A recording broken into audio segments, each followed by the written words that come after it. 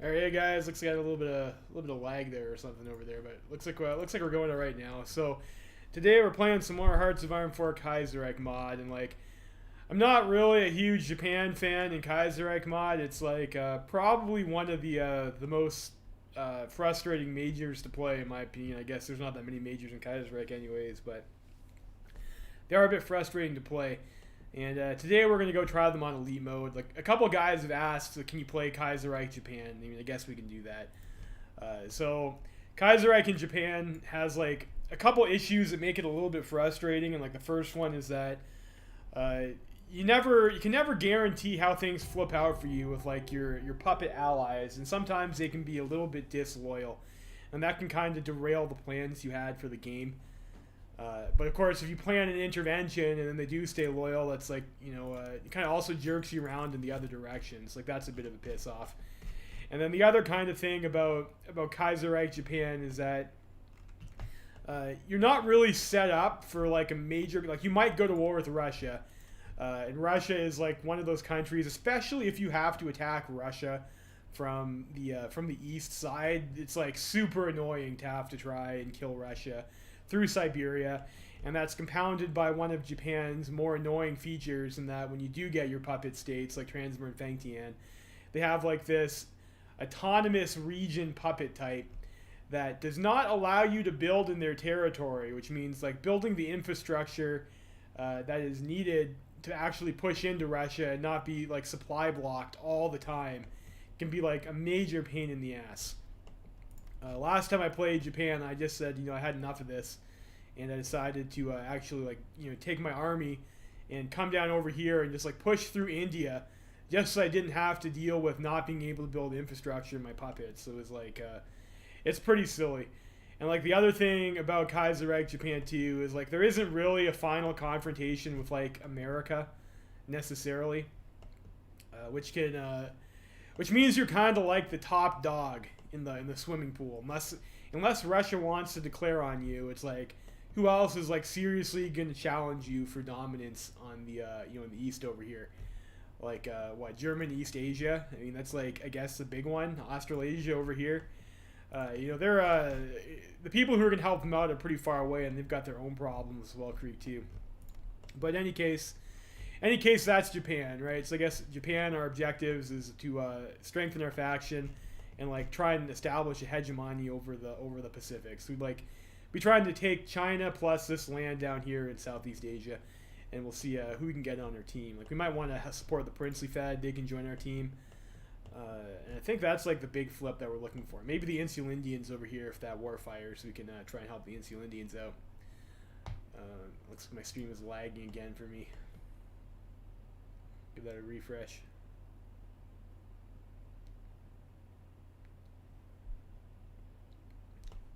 Alright, so that looks a bit better. I'm not sure why it's doing that. It's getting stuck on the loading screen for me. But that's either here nor there nor anywhere. So Japan, what do we have over here? So we have Hirohito is our country leader, and Hirohito does not have any traits. Like that's unfortunate.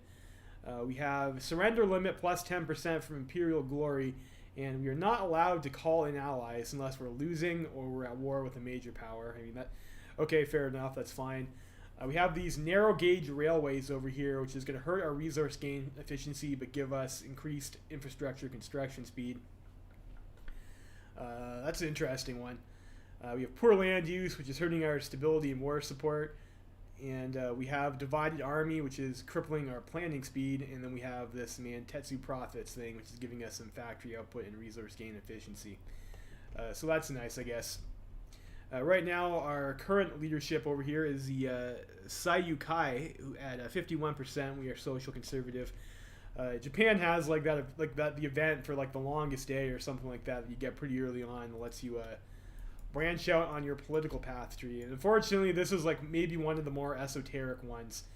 I think the question people always have is how do you get a military centralism, because military centralism is generally considered, I think, to be the best path for Kaiserreich Japan. I mean, you get supply consumption minus 10%, which is great, and you also get recruitable population, and you also get consumer goods factories 10%, which is like a huge boost. So most people like to play military centralism.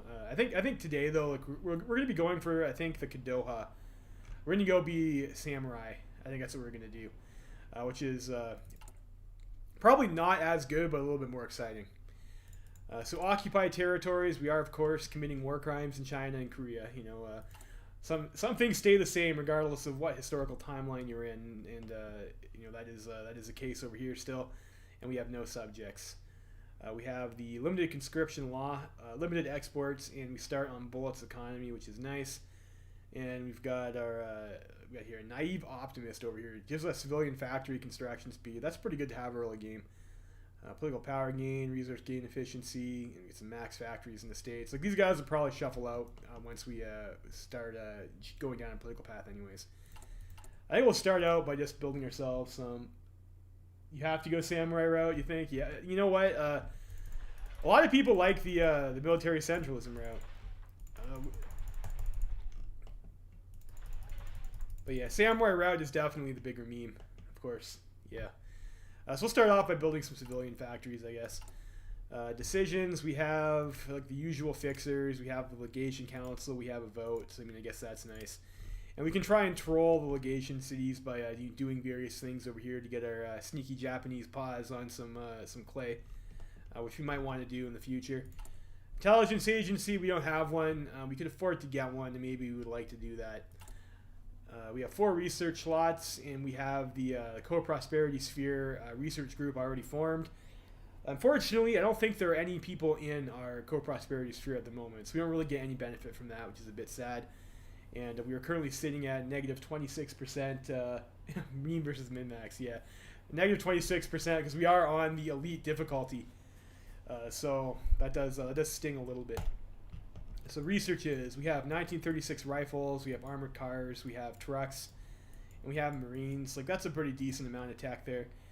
We have engineers, we have recon, and we have military police. We have tanks over here. We have the first light tank model. Artillery, we just have basic artillery. Land doctrine, we do not have a land doctrine. And Japan is one of those countries where whichever military path you pick is going to determine what land doctrine you have most of the time. So for our Navy over here, so we have the level 2 ammunition upgrade, which is nice. We have, I think, the 1936 variants of all the hulls, which is also nice. And we have the armor schemes. We also have level 2 torpedoes, and we have mines, and we do have the first transport tech. So we got that. Naval doctrine, we don't have any. Air, we have all the modern light planes, except we do not have the 1936 carrier fighter. We have the TAC bomber and the heavy fighter. So you have like pretty good air tech right from the get-go, which is nice. We have no air doctrine, and we have electromechanical engineering, also good tech to have. And industry, we have the first fuel storage technology, which, so you know, that's nice to have as a freebie. Unfortunately, we don't get the synthetics, but on the plus side, you know, usually you don't want to have to take synthetics if you can avoid taking synthetics. Good morning, technically. I don't know. For me, it's like it's about 8:30. I'm on Eastern Standard Time. 3 a.m. here. Wow, that is pretty early. Yeah. So we're playing Japan, but in Kaiserreich this time, and we're going down the samurai meme path. Is what we're doing. Yeah, I shouldn't need to min-max. Yeah, we are playing on elite difficulty again, so we'll see. We'll see. Yeah. So I think we're going to get our machine tools right off the hop. I mean, that's usually a pretty smart choice to pick. Get ourselves some construction tech.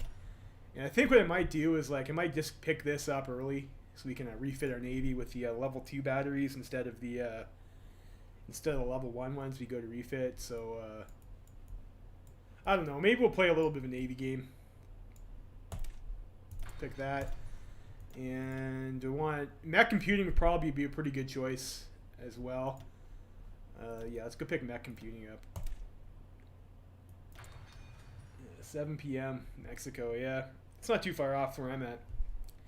So we'll go with that for a research tech, and I don't know. We'll see how that works out for us. So diplomacy tab.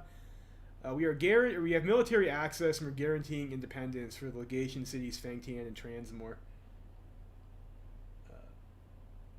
Well, will I send volunteers? Yeah, you pretty much. Unfortunately, you pretty much have to send volunteers if you want to get the army experience and stuff like that. Like, it makes a pretty big difference. I might troll in China a little bit, and then Maybe I'll send some guys over to the PSA. We'll see. So we'll do that. Military factories, or I'm getting ahead of myself over here. Yeah, trade. So reserve situation. So we have 86 steel, which is like not a huge amount for a major. We have 86 chromium. We have 40 tungsten, and we have 8 aluminum, and no rubber at all. But I mean, I think there's some rubber lying around. You know, like I don't know. Like I'm pretty sure this is all like Japanese rubber over here. I think. I'm not too sure on that, but I'm pretty sure this is all Japanese rubber. So you might have to go deal with that. And oil, of course, is going to be a major problem. Always is. And I think the only oil we can get our hands on is like pretty easily is going to be in. There's a little bit over here in Borneo, which is unfortunately not a lot. Not a lot to run a navy off of over here. You know, if we can get Pacific States of America on our team, that would be very nice. And then if they win the Civil War, then we'll have access to all this American oil. And of course, you're not necessarily in conflict with America, anyways, in Kaiserreich. Like that's not like a given. So being able to import oil from America is pretty good. But we will see. We could also get it potentially from Russia too, but Russia probably we will wind up having to go to war with Russia. I think it's especially now that Transmor likes to troll them a little bit more, which means that in Kaiserreich, you know what? I would almost rather have to high castle America than have to slog through Siberia, if we're being honest. My personal preference, but that is what it is. That is what it is. So reserve situation, not the greatest. We are going to have to deal with that. So production, what do we want to build over here? I think we have carrier cast, and like, you know, if carrier cast gets that 5 times multiplier, we might as well build carrier cast. Do we have carrier cast though? I thought we did. Maybe we don't. No, yeah, we do. We have carrier cast. We build carrier cast. Do you want attack bombers, naval bombers? You know what? Probably we should get ourselves carrier naval bombers. And like, don't need heavy fighters. I'll get yourself another one, support equipment, and I don't know, maybe a bit more in artillery. Probably go for a 14-4 build again. Do I need light tanks for the armored recon? I mean, it probably doesn't hurt. Attack bombers, probably doesn't hurt to have some tactical bombers either. And we get ourselves some aluminum and some rubber. So rubber, where can we get rubber from? Probably get from Brazil for now. It's fine. And aluminum. I don't know. We'll get some from the Greeks. Get yourself some Greek aluminum. Maybe just 1 unit. So we'll go like that for trades. Templates. So we have the Minpadan over here, which is an 18 width militia. That's wonderful, isn't it? We have 18 width with support artillery, and we have 12 width with military police. 12 width cavalry. It's unfortunate that the military police is not on the cavalry unit, isn't it? 16 width marine unit, which is pretty nice. I mean, most times marines are either 4 battalions or 6 battalions in Kaiserreich. It's nice we get a big one. And we have this 12 width armored division, which is like a little bit questionable. But I think the Kaiserreich, what do we have here? You don't know if Kaiserreich changes the map significantly. Taking out the VPs on the west coast is easy. When you hit the Rockies and low infiltrates, you want to die. Yeah, you know what? I don't think the infrastructure is like actually that bad in the Midwest. Like there's some 3s and 4s. And you get to Texas and it's like 6s. What are militia? Militia are like, do militia not exist in vanilla? I didn't know that. I didn't know that. Militia are complete dog shit. Like you never want to be making militia, yeah, pretty much ever. So you have this for militia over here, and I think their stat card is like they have half the attack and I think half the defense. Maybe not quite. And these guys have a support artillery though, so like I mean it's not really a one-to-one comparison. But if we went to make a new division, so an infantry battalion is 622, and a militia battalion is 315.4. So it's not quite 50-50, but they're like they have pretty bad stats, but their benefit is they cost half the equipment. Like that costs 75 guns, and an infantry battalion is 150 guns. I don't really use militia for anything ever. you get them a lot if you have to fight in the civil wars and stuff. A lot of times, like the shitty units they give you with to be like historically accurate are militia units. But if you're gonna do 2-wit spam, like I saw there was like some strats you can spam 2-wit militia and just don't give them any equipment and it's just manpower on the field. You can also use them to farm war score by suiciding them. So I mean, they have some uses, but I don't really use them all that much. Logistics, we have 227 convoys and like a token amount of equipment. Hopefully our army isn't all undersupplied. I don't think it is. 27 convoys we have. We have 5 oil already, which isn't terrible, but a pretty piddling capacity of only 112.3k. Not great. We are making 1.17 political power per day, which is alright. We are on elite difficulty. 51% party popularity, 45 stability, 35 war support, which is like enough to get us the laws we're going to be on.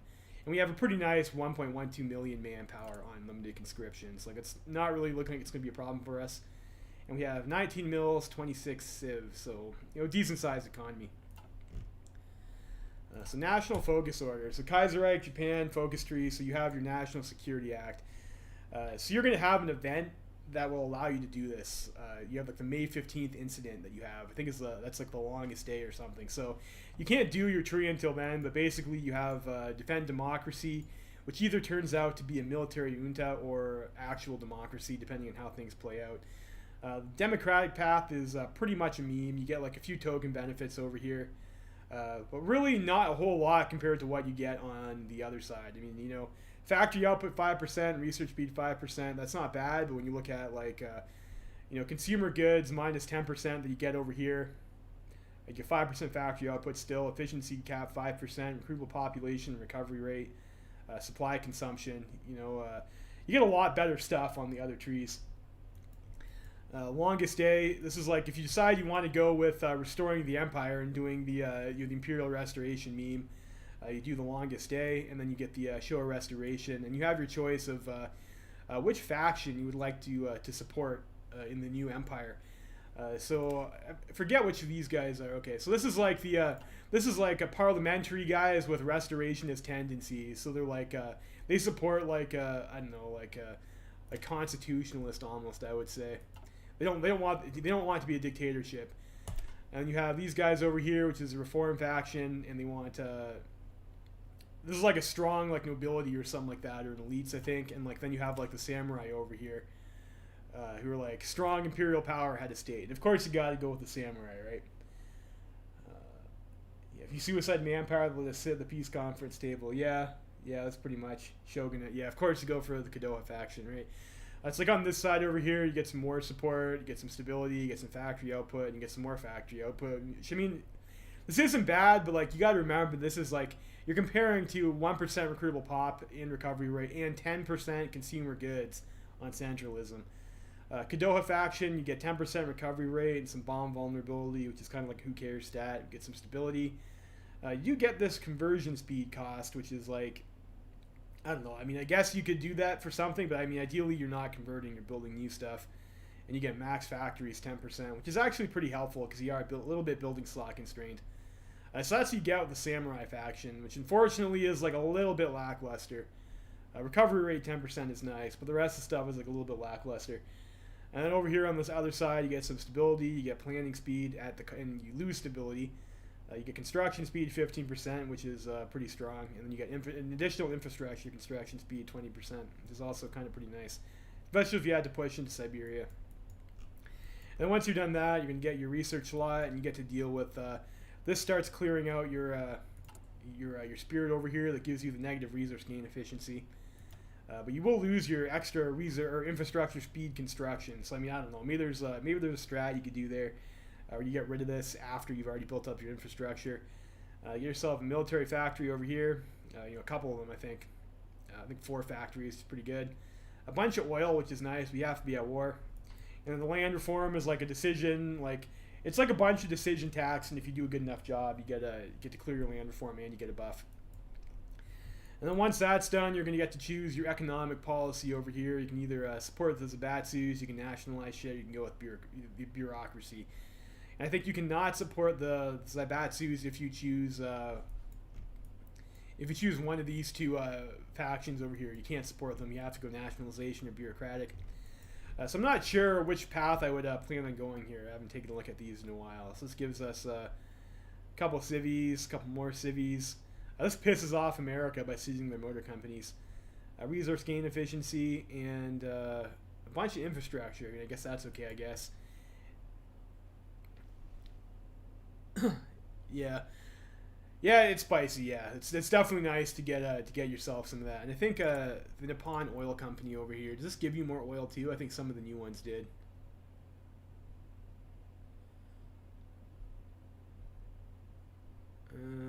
It's just synthetic oil plus 20%. So I think that just gives you extra oil from refineries or something like that. I'm not sure. I think I don't know. They're gonna have to do something with Japan. It's pretty fugly at the moment. I think the way it works out for them. So over here we have just a bunch of civilian factories and some more military factories. And you take negative 10% and you lose a bunch of companies, but you get a few more factories. So I don't know. We'll see. We'll see. I'll probably just dice roll it and we'll just play whatever. And once you've done that, you have the choice to start integrating some colonies. Which is sure, whatever. It's that's your eco/political tree, and you can't really do any economic stuff until after you've dealt with your political situation. So I mean that is a little bit unfortunate. Yeah, it's pretty tough to run your army off of synthetic refineries. All right, so army direction over here. This is your military tree. So you have a choice between each land doctrine has its own tree, and you get a few extra special fun things depending on the doctrine you pick. So Grand Battle Plan, more like Grand Bad Plan, am I right? Haha. Grand Battle Plan over here, you get some electronics research bonus, which could be pretty good for elite difficulty because you can get yourself you can rush your computing technology to help your research speed. You get some recovery rate, or you can choose planning speed, and you get yourself over here additional max planning and some army experience gain, as well as an extra doctrine bonus. I mean that's nice. And then you go over here, you have Total War Readiness, which will give you ass assault over here.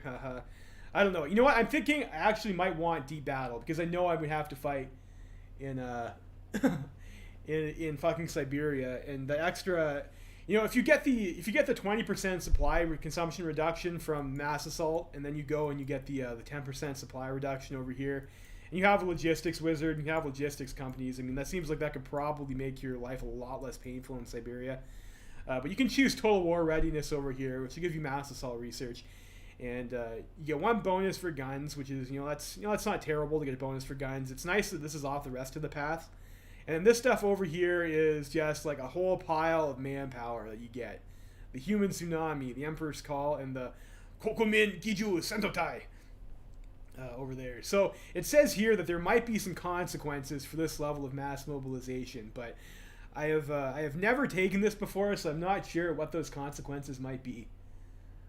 I don't always use superior firepower. I like mobile warfare a lot. I think all the doctrines have their place. They do. And we can talk about that. I don't know. So for the doctrines over here, so mobile warfare, I mean, it's pretty good. I mean, you get to go fast and you get lots of organization. This can be nice in Kaiserreich for canceling out total mob because there's not a whole lot of ways to do that in KR. And in KR, you do get 100 extra divisions cap if you do that. Blitzkrieg is good for Space Marines and if you want to play 20 widths, but otherwise mobile infantry is pretty strong. And then modern Blitzkrieg is pretty good too. You just get a lot of ore. You can have a really high tank to motorized ratio, and your tanks go pretty fast. Superior firepower is I don't know, pretty good in general. You get pretty thick stats for your tanks, but I think it's a pretty common misconception. It's a pretty common misconception that superior firepower is like an artillery doctrine. You got to remember here that line artillery is not a frontline battalion, so you miss out on a lot of these bonuses over here. And if you go down the good side, which is integrated support in the air-land battle, which is I think would be conventionally considered to be the good side. It's this is all frontline battalions. This is leg infantry. This is infantry, moat, and mech support companies. Tanks and armor variants, army, tanks and armor variants, reinforced rate for your whole army, and this is all frontline battalions again. So it's none of that is actually artillery. Yeah, and then there are some artillery benefits over here in shock and awe. like a few of them, right? But it's like it's not like superior firepower is like brain dead. You do this if you're making artillery. This is like really good for tanks if you come down this side. Grand battle plan, like infiltration is kind of like a little bit of a meme doctrine. I think like there's like, and the stuff in there is like not terrible, but it's like not. It doesn't really seem to be organized around any particular theme. It's just like a bunch of just like random buffs. Grand battle plan is kind of like a, you know, if you were going to attack with infantry, it's probably better to do that with planning and breakthroughs so that your guys don't get absolutely mulched. Not that that's a smart idea in the first place, but you know the max planning could help with that. And you do get 30% over here, I think, to your max planning stat too. So it's like that's the best stat boost you can get as long as you're willing to sit and wait for the max planning. Personally, I'm not really someone who likes to sit and wait for max planning, so I don't really get a whole lot of mileage of the grand battle plan, so I don't usually pick it. But you know there are spots when that can be useful, like especially if you know you're just looking to get the max stat bonus you can get as fast as possible, and you get the 10% planning over here, 10% planning over here. I mean, you know that's fine, I guess. And then mass assault doctrine, like this is like really good, and like you're fishing for the negative 20% supply consumption, probably on the deep battle side, is what you're going for. And you also get some other nice stuff too to break through and ore gloss when moving. But mainly you would pick this if you're worried about your supply consumption. That's like the kind of unique draw over here. And then mass mob is probably like the best defensive doctrine in the game, because you get the recovery rate, and then you get the reinforce rate over here real early. So you can do org wall micro, pretty good. So like I don't know, those are my thoughts on the doctrines. Like I like mobile warfare and mobile infantry a lot. Like sometimes I'll take blitzkrieg if I want to play like a space marine style template. And I also do like the superior firepower tanks over here. But like those are my thoughts on the doctrines. Like I don't think superior firepower is like always the right choice. But I know a lot of people like it, and like you do get bonuses to pretty much everything in superior firepower. Like you can't really argue with all frontline battalions 10%. That's my thoughts, anyways. So where were we? I don't think we just need to pick a focus here, right? Yeah. So we did. You did that. It's like mass assault. You get a whole bunch of manpower. That's about it. And I think maybe I will do that this time. We'll find out. We'll find out what these consequences are over here for having this recruitable population. So we'll go mass assault this game. But if you do want to go, yeah, mobile warfare equals, yeah, micro guide, yeah. If you want to go down over here towards the conventional good quote-unquote doctrines for superior firepower and mobile warfare, so you get support arty, you get an extra doctrine bonus over here. This gives you the motorized mech and an armor bonus. So if you want to play with tanks, and tanks are pretty good, then you know your armor bonus is down here, so probably you're picking mobile warfare. And you also get whichever one of these you pick, and this is like a little bit biased, I think, but if you pick only one of these two doctrine paths, you get the overwhelming firepower, which gives you division attack 10%. So it's like it's pretty bullshit that you can get that with these two, but you can't get that with like these other ones. But I think there's clearly some dev bias going on. But division attack 10% over here, very nice. You can get that with either superior firepower or mobile warfare. Superior firepower also gives you org 10%, and mobile warfare gives you division speed 10%. So, like if you were playing Japan and you were trying to do like a min-max build, probably you're picking superior firepower or mobile warfare. Probably mobile warfare because you want tanks. My thoughts, anyways. And then you have your navy and air trees. So you get some dockyards. You get 3 dockyards, this one too, which is pretty nice. And then you get a bunch of research bonuses for stuff. Unfortunately, I don't think there's a whole lot of national spirits that you get that actually improve your navy. It's just kind of just a bunch of research bonuses. Tank. I mean, you can do tanks as like anyone in Kaiserreich, especially against the AI, right? You can get I think last time I did medium tanks, and like when you take German East Asia, like most of this tungsten depletes. Like they have 230 over here, and most of that depletes, but they still have like a pretty thick amount of tungsten that you get from over there. And you do start with 86 chromium here, so you can make heavy tanks if you wanted to, and you only get the 1 research bonus. Like that's something you could do. Yeah, so there's so much bonuses over there. Then on the Air Force side, you get 2 bonuses for you get 2 bonuses for fighters pretty early. So like Air Japan, that's very nice. 2 bonuses for bombers and CAS, And you get this over here, air attack 15%, national spirit, very nice.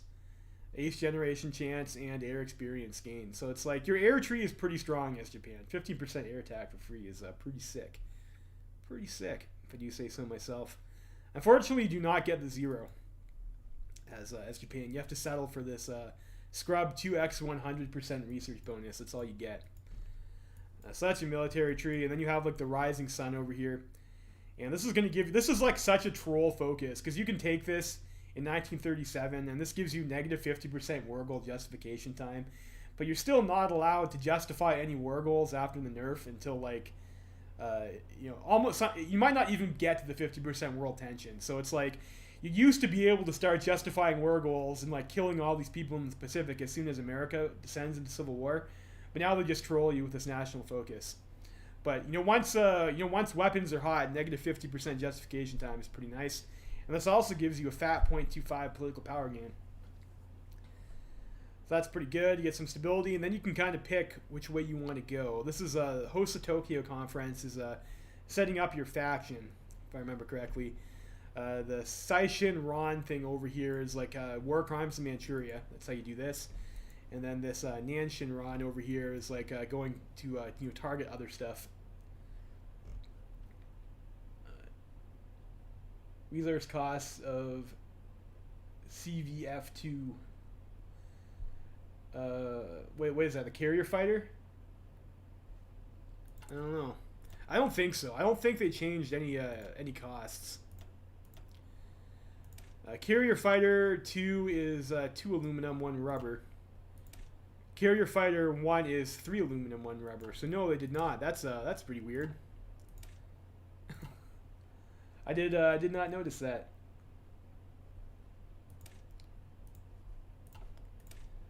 Yeah, this is 3-in-1 rubber, and this is also 3-in-1 rubber. Yeah, it's like maybe you want to build carrier fighter. I have never noticed that before. That's a pretty hot tip. So you get this over here. This costs 1 less aluminum than Fighter 3.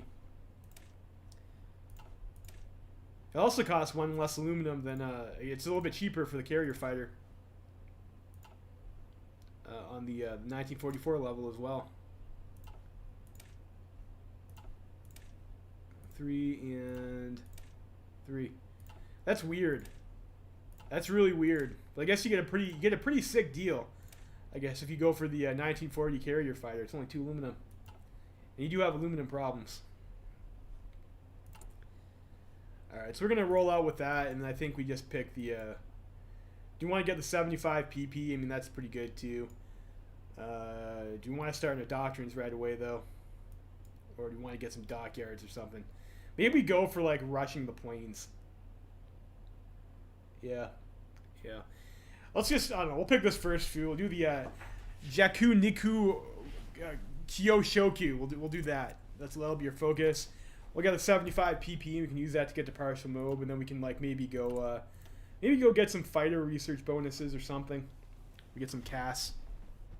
I don't know.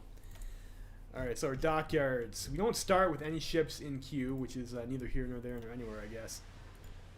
So maybe we'll start building convoys first, and then we can refit once I have my my turret researched. I think that'll be my strat here. Does anyone contest you early game? Like, I don't think anyone really contests Japan all game. Like, if we're being honest in Kaiserreich, like Warlord China really going to be a threat for player Japan? Probably not. I mean, German East Asia. If German East Asia goes down like the one path over here where they do German force, then they pretty much have no manpower. And your other enemies are like the Australians and like the Dust East Indies or Insular India or these guys over here. It's like you don't really have anyone contested, and like I said earlier, like America doesn't come after you necessarily in Kaiserreich.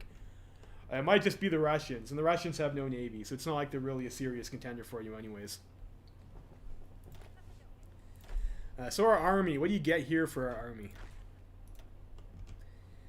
So we got 56 divisions. 22 divisions of the stuff over here with military police, which is like, we will probably have to change these guys up to remove the military police, but we're going to start with quite a bit of support equipment. I don't know.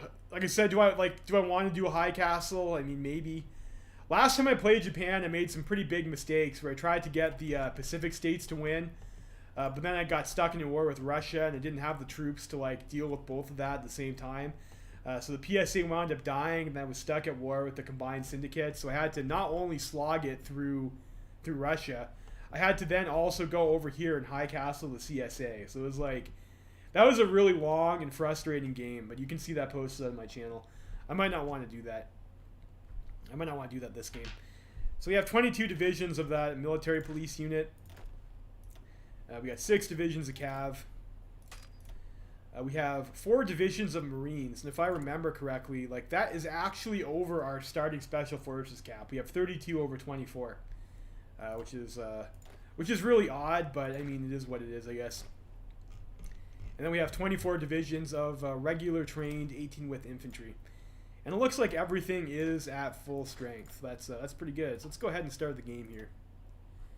Or do you want to take a look at our fleet first? You know what? We can take a look at the fleet later. I'll just stick all of our subs together.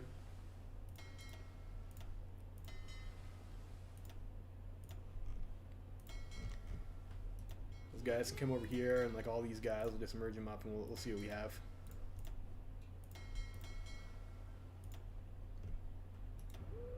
Meet up over there. All right, let's start the game. Yeah, Japan, ton of Marines, recovering from the lost decade. What has come to be called the lost decade, the 1920s, were marked by economic depression and political instability in Japan.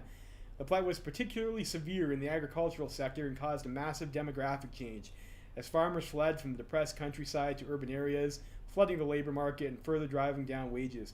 After leaving the Kenseikai-led constitutionalist coalition and taking charge of the government, Inukai and his cabinet successfully expanded the Japanese sphere of influence into Manchuria and the edges of Siberia, acquiring a vital export market for the Japanese economy. But the agricultural situation continued to deteriorate as cheap agricultural imports from Manchuria bled into the countryside. As 1936 dawns, continued rearmament and state investment have fully rebuilt the industrial economy, but the issue of rural poverty remains chronic and unsolved. Gamanchiyu! Here we go. So Inukai or whatever is like this guy over here. He's our social conservative naive optimist. Now Kerensky has bit the bullet. It's unfortunate for him. Shot that changes the world. And Kornilov has stormed Moscow. That's good. We might see Savinkov. And we have voting rights on the legation council. So we get to get our foot in the door in China for negative 2.5% consumer goods, and we get 25 pp. Very nice. Very nice. Mantatsu declares record earnings. Japan has had a presence in Manchuria ever since the conclusion of the Russo-Japanese War, and the years since their hold over the region has greatly strengthened. Negotiations at Shanghai in 1928 forced the world to recognize a right to a free hand in Manchuria, opening boundless opportunity to our citizens under the Kwantung Army's watchful eye. Our control is not absolute, however, and Zhang Zuolin's Fengtian government is not always cooperative. It is fortunate for him that our desire to safeguard a profitable peace in Manchuria remains paramount, alongside our hope that his government will one day act as a vehicle for our greater Chinese ambitions. For these reasons, the heart of our efforts in Manchuria is the South Manchuria Railway Company, or Mantatsu for short, which has become responsible for developing and exploiting vast swaths of the Manchurian economy, propelling the region to become Japan's primary source of coal and steel, as well as the producer of over half the world's soybean supply. A bunch of soy boys in Manchuria, I guess. Today, Mantatsu has announced its highest profits to date. Manchuria is truly a cornucopia of opportunity. Anime portrait mod is relevant, yeah, I guess. Another 25 political power. Whoop-de-dee. Man, it's like you're used to the opposite in Kaiserreich, aren't you? Just bleeding political power all over the place.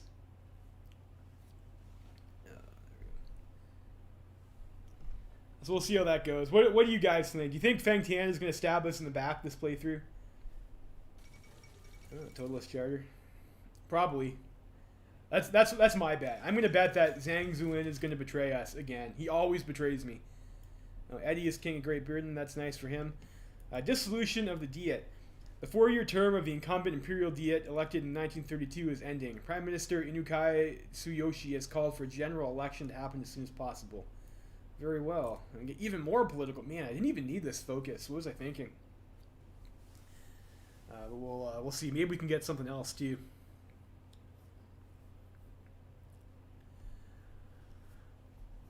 All right, I think I'm gonna go grab a drink. I will be right back. I'll just let this go until the next pause happens.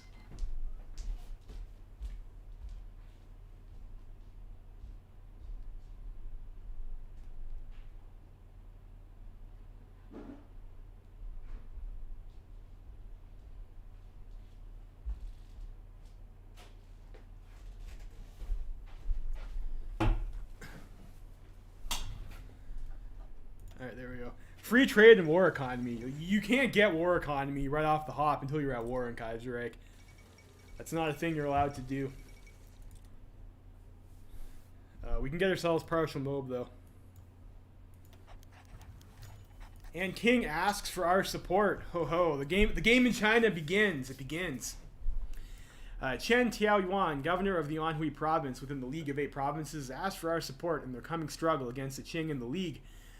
Whilst Chen takes a strong anti-concessionist viewpoint and receives most of his support from this movement, he also recognizes the position he has found himself trapped in. Either he sticks with his ideals and loses his land, his army, and likely his life, or he reaches out and comes knocking on the door of the most powerful nation in all of East Asia. Australasia? Is that right? Australasia? No, we're Japan. We're Japan, of course. No, I'm just kidding. Urged by Governor Zhejiang Chen Yi to establish contact with Feng Tian and their allies, it seems that he has chosen for the latter option. This has provided us with an excellent opportunity to further weaken German hold on Nanjing and cause damage on the southern flank of the Qing center of power, something we should exploit as much as possible. Caution should still be advised, however, as pushing ourselves too hard on Chen may yet cause him to reconsider, or worse, have his support and by extension his chances of victory evaporate. Another piece has entered the board. Ho ho.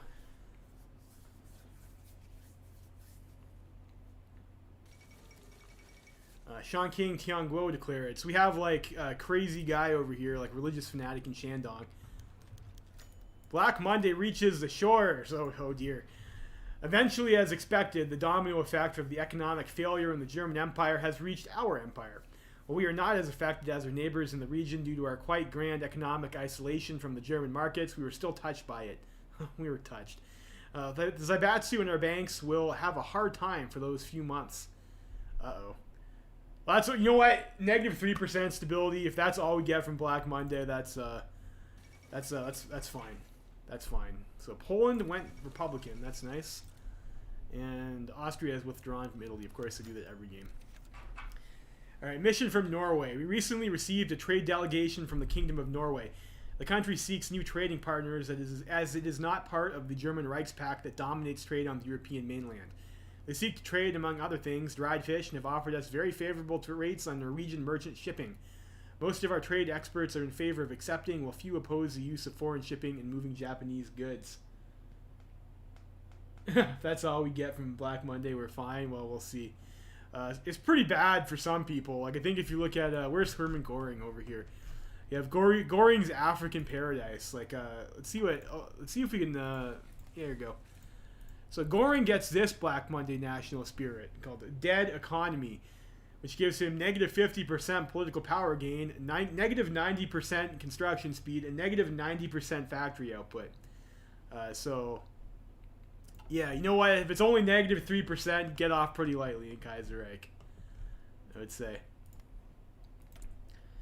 Alright, so mission from Norway. So do we want to trade with the Norwegians or not? So we can pay 20 PP to get 75 units of convoy, or we can just get an extra 20 PP.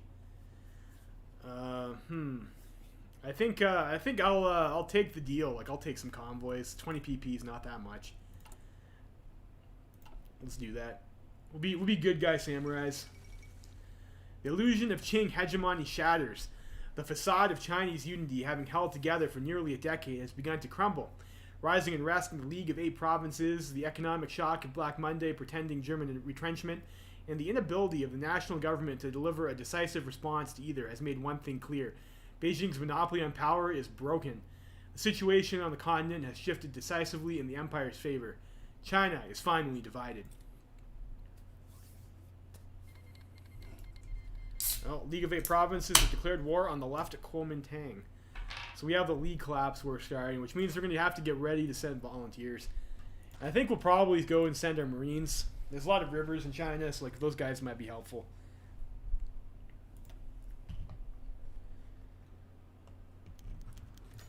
General election of 1936.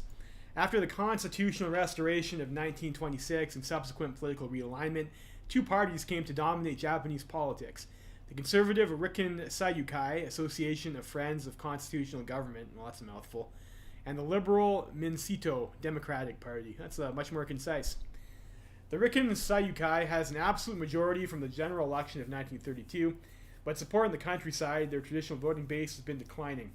As the political atmosphere turned against the ruling party, the Minsito, known as the Kensikai Constitutional Government Association before 1927, solidified its electoral base throughout the cities and began to expand into the countryside, hoping to break the Sekyukai's absolute majority in the Diet.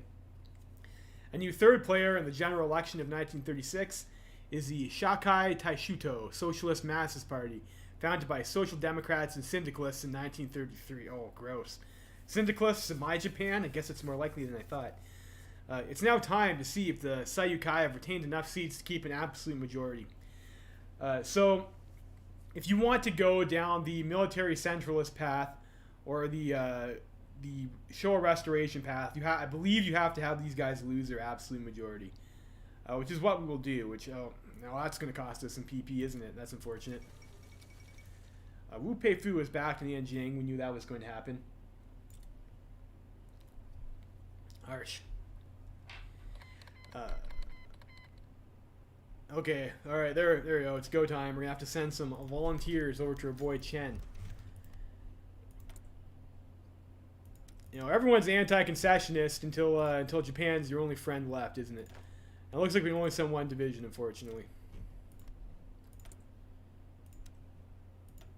There you go. Can we send air volunteers? And maybe. I'm not sure if Chen even has an airport. I don't think Chen has an airport, actually. No. Oh well. Training mission to Anking. The Anking clique is in dire need of additional troops to be able to meet the League. Should we send a large training mission to them? Well, victory for them would be an enormous boost to our influence within China. This training mission would constrain our own training abilities for at least a while. Yeah, sure. Let's do it. I'll help out Chen. Oh, this is like another one of those things where, like, I'm pretty sure Chen can, like, stab you in the back, too. You just can't win. Let's see here. We can trigger instability in Tianjin. So we could do that. I think I'm actually going to go pick up our intelligence agency before I forget, too. We'll get the IJN Section 3. Alright, so we get our 75 political power, which I guess helps us clear a deficit, but not much else. And we'll go for the, let's go for the fighter research, maybe. The air experience, 50. Kaiserreich, I believe, like, as soon as you pick one of these focuses over here, you start to get the whole branch bullshit to you, where if you give too much love to the Navy or the Army, the other side gets a little bit jelly.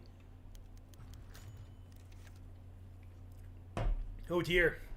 The assassination of Katayama Sen.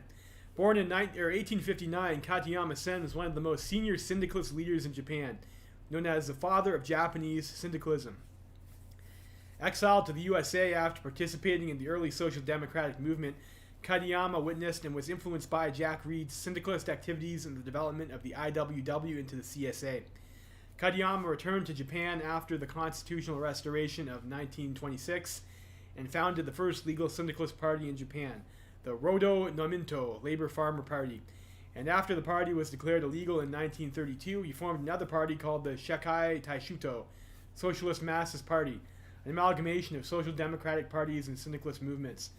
Yesterday, while visiting Kyoto to congratulate Taishuto member Yamamoto Senji on his election, a gang of 3 right-wingers stormed his office and beat the 2 men with clubs. Yamamoto survived, but Katayama, age 75, never regained consciousness and died earlier today. This will be bad. Oh, my stability.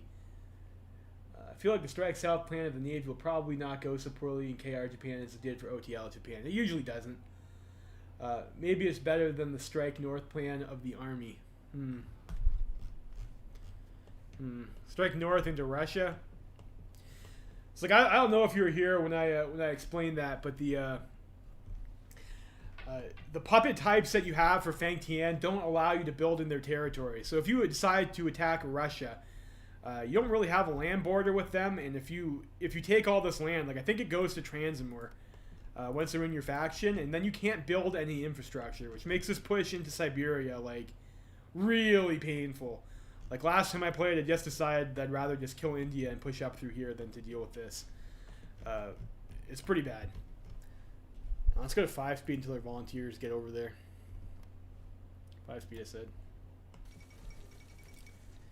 Democracy in Australasia.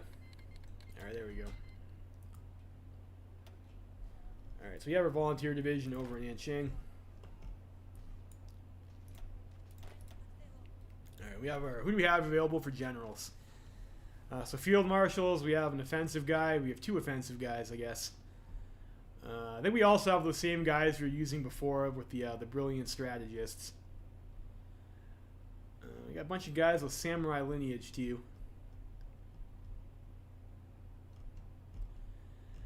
It's pretty tough to grind with only 1 unit though, if we're being honest. So I don't know. I think we'll just pick one of these guys over here. And maybe we'll just go with... where's the guy who's got... Yeah, I'll go with this guy over here again too, I guess. It's probably fine. And we are stuck, unfortunately, with the negative 50% planning bonus national spirit. You need to garrison. And I don't know, let's go for maybe Nanjing first. Probably fine. Where are you guys at anyways? Oh, you're over here already. That's nice. Let's maybe try and... This guy's walking out of that tile anyways. Like, we could probably just encircle that militia. The Nanjing AI is like really dumb. It looks surprisingly similar to the vanilla generals. Yeah, I think they're the same guys. How's it going, Joyce, Ramirez, Zapata, Solano? Alright, let's go kill this militia unit. Easy money. Easy money. A lot of the times what will happen is that the AI will leave Nanjing open and then Anqing just walks in there and takes it.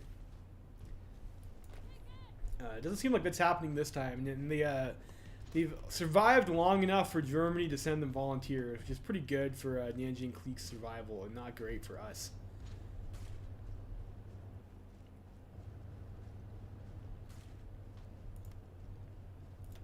I guess we are getting experience towards hill fighters. I mean, that's not terrible, I guess. We'll see. Hill fighter is probably the easiest terrain trait to farm with volunteer. Oh, this guy's going to walk into that port, which is annoying. Oh, AI defended it, though.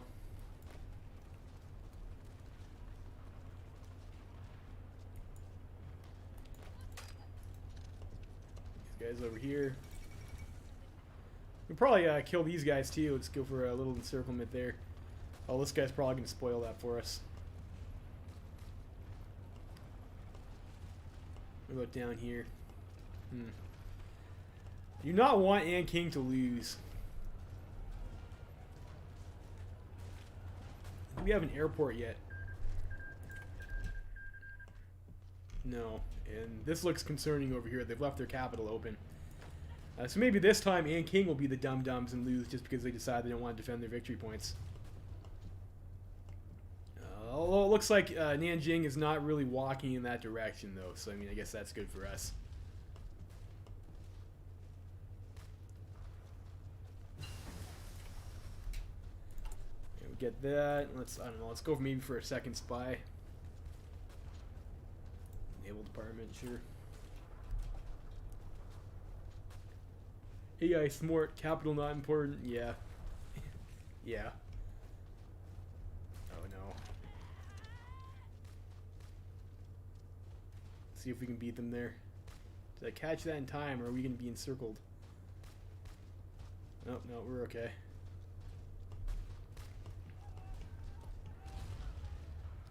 Oh, jeez. What is Anqing doing? Well, it looks like Anqing might just die from stupidity here. We'll see. It'd be nice to be able to send another unit, but it's not on the cards.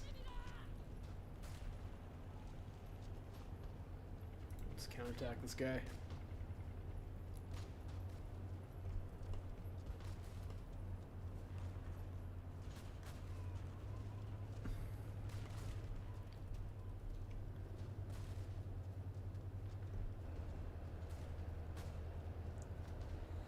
And if you ever watch Kaiserreich, this war tends to like resolve itself kind of like stupidly fast, and like this tends to be why.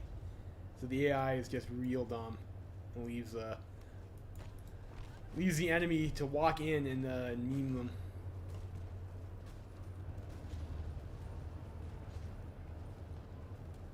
Let's see if we can get this German guy to burn himself out on us. Maybe we can push these guys out and take Nanjing. Maybe.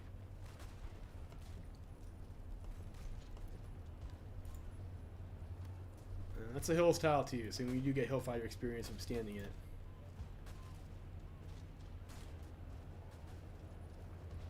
I don't know. I haven't been keeping on top of what's going on in the States. Oh shit. That's not good. Maybe I just have to sit our guy in An King so that we don't just lose.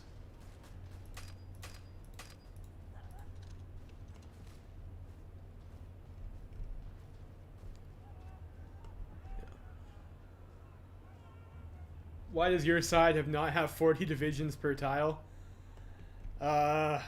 It's Warlord China and Kaiserreich. A lot of times you don't have a whole lot of divisions, unfortunately. And it looks like our guy probably... Oh, shit. Our guy probably got some of his guys in circle doing dumb stuff.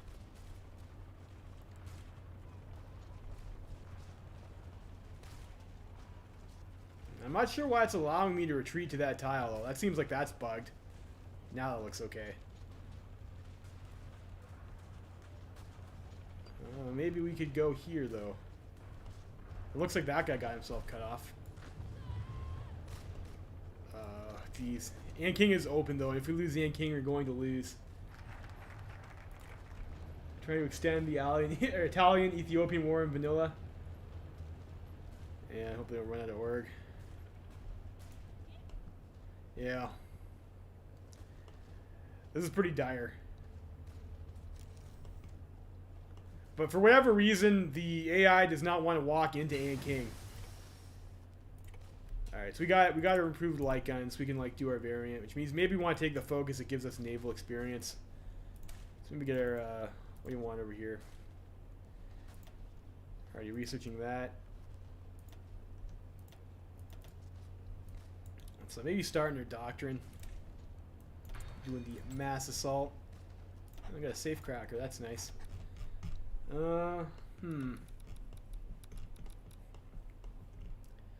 I don't know, where are we likely to go to war at first? Maybe Philippines. Intel from Philippines, I guess. Maybe they'll have something that's worth stealing. Let's do the naval reform focus. Or I was gonna do the fighters focus, wasn't I? Yeah, we're gonna do fighters. We'll get the research bonus. We can start in our fighter 2. We'll get that fighter 2 carrier plane. Maybe we do get 2 bonuses. All right, no, I need to just go to An King before this guy does. Maybe we even strategically redeploy there, and then we will. Oh, so Manuel Carlos got cooped. That's unfortunate. We'll force attack here so we don't fall back here. GEA starts with all of Germany's tech. I'm pretty sure they do. They have they get a lot. They get a lot. Friction within the Japanese left. The shock of the assassination of Kadiyama Sen initially united the Shakai Taishuto in solidarity against the White Terror, but the unity did not last long. The party was originally structured as a coalition of various social democrat and syndicalist organizations, only united in the goal of socialization of the economic structure with the proletariat as foundation. Before his death, Kadiyama has guided the party away from ideological clashes, but deprived of its leader, the party was forced to face the question of its precise ideological position. And infighting soon began. Throughout the spring of 1936, national syndicalists called the Nichiroke, Japan labor clique, adopted totalism and vigorously expanded its membership, not only inside the party at the expense of the moderate Sheminkai, social democratic clique, but also from outside the party, notably the Sheminkai-controlled Nihon Rodo Sodome, Japan's General Federation of Labor. Soon an open fight between the two groups broke out. The Nichiroke accused the Sodome of being run by the labor bureaucrat establishment, and in turn the Sodome and the Sheminkai accused the Nichiroke of hijacking and turning labor organizations into their puppets. The Nichiroke's members were expelled from both the Sodomai and Taishuto earlier this month, and the group is now operating independently. An interesting development.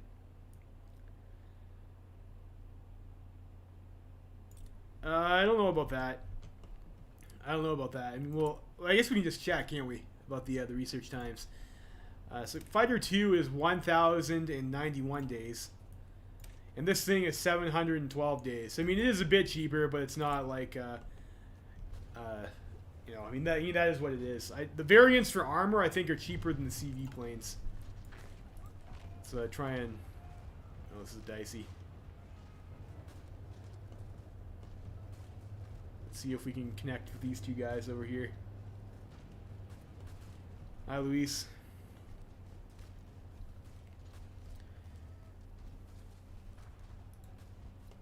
Oh god. This is going so badly for Ant King.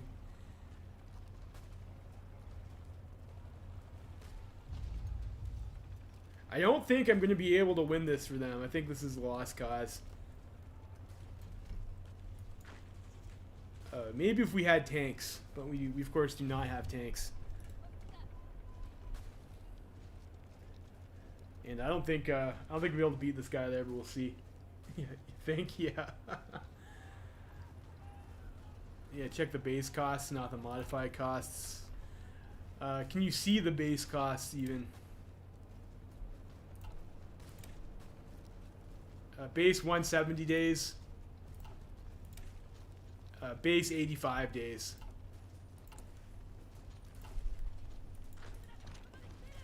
So yeah, it is cheaper. But it's going to be ahead of time when I have to research it though, right? If we're rushing Fighter 2.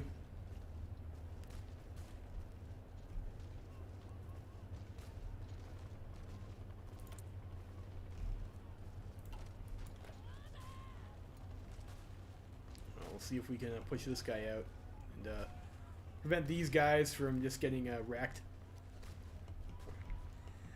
These guys still also have to contend with the left Kuomintang and Shandong, though.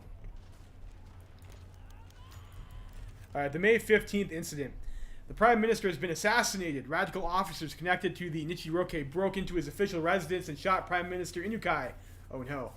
They claim they did so to avenge the death of Kadiyama-sen and the murder of the workers in Niigata. The incident has greatly shocked the nation, and the Admiralty Board, mortified by the incident, has already begun a court-martial and a deep investigation into radical activities within the Navy. So we get to appoint Suzuki Kisaburo to replace Inukai. Okay. He gives us negative 4% construction speed. That's unfortunate. That's unfortunate.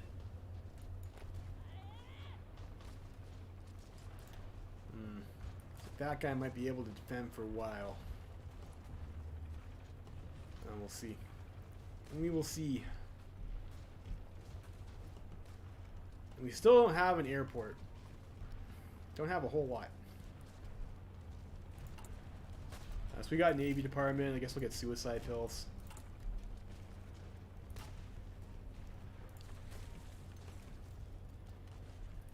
Oh, geez, and they're reinforcing now.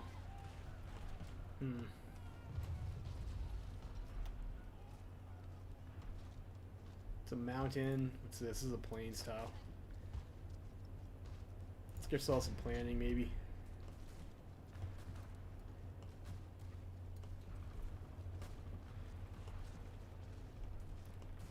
Yeah. Rough times. Rough times in China.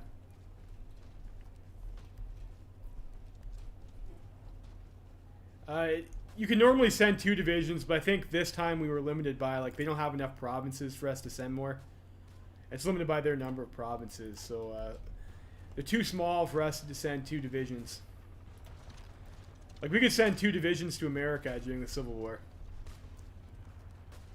We might lose this Marine unit, unfortunately. Well, on the plus side, this is like a forest tower we're standing in, so we might get ourselves a Ranger. Unlikely, but, you know, we might be able to.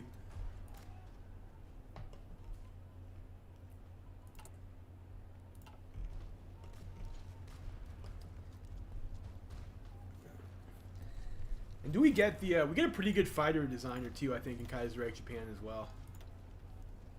Yeah, we get Mitsubishi. Unfortunately, it's not quite as good as the 20% agility you get in vanilla, but you still get Mitsubishi. This agility, air attack, and range 10%.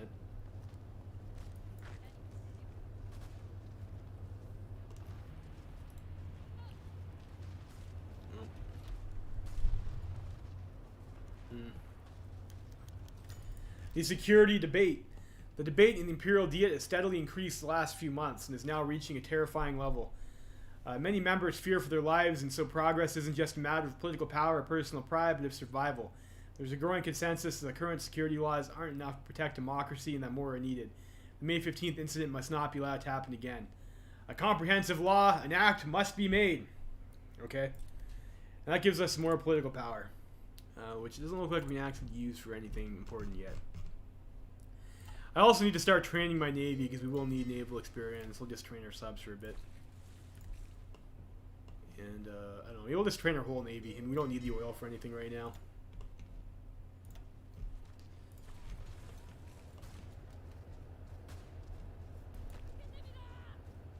We got veterans. That's nice.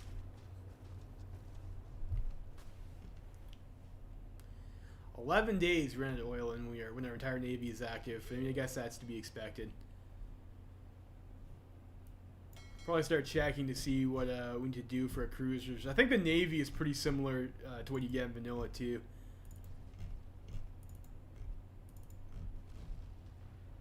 Let's take a look at our cruisers. It's probably a ship that's usually worth refitting. So we want this fleet over here. Great, new task force, all cruisers.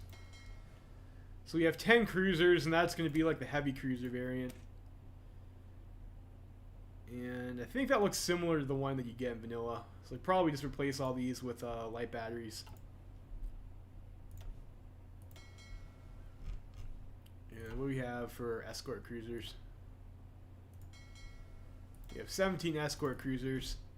And these are all the Wellkrieg variant. Level 1 engine, level 1 armor, unfortunately. Level 1 engine, level 1 armor. So like these are the ones too that have like the torpedoes and like the mine laying rails.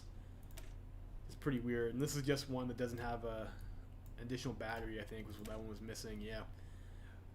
So probably we could refit those. And then the carriers. So we have 2 of these converted battleship carriers, which I think are actually 60 deck space. Yeah, so that's pretty nice. We have an improved carrier hull, which is also 60 deck space. An experimental carrier, which is that's got 40 deck space, which is as much as you can get on that. And another improved carrier hull over here too, which needs 1 deck space module. So you only need to refit 1 carrier, and we have like the 4 60 deck space carriers, and that's pretty nice. And we get fighter focus. I think at this point probably we do our National Security Act, so we can start a political tree. Get suicide pills. Let's get ourselves the invisible ink upgrade.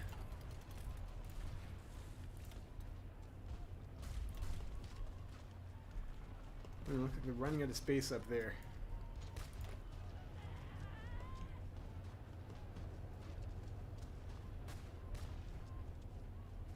10% on Ranger. I mean, that's not terrible, I guess. Alright, do you want concentrated or dispersed industry? I don't think we're going to be... Well, we do have those 2 upgrades for our planes. We get a lot of plane upgrades. Maybe we should go dispersed. I've been doing concentrated a lot. It's like, I don't know. Maybe we'll try dispersed this run. Try dispersed. Let's counterattack that guy there. That's not going to happen. We got a German unit now. If I'm stealing tech from miners, yeah, I don't know how well that's going to work. Stealing random techs. Yes, we could. What do we have in Philippines anyway?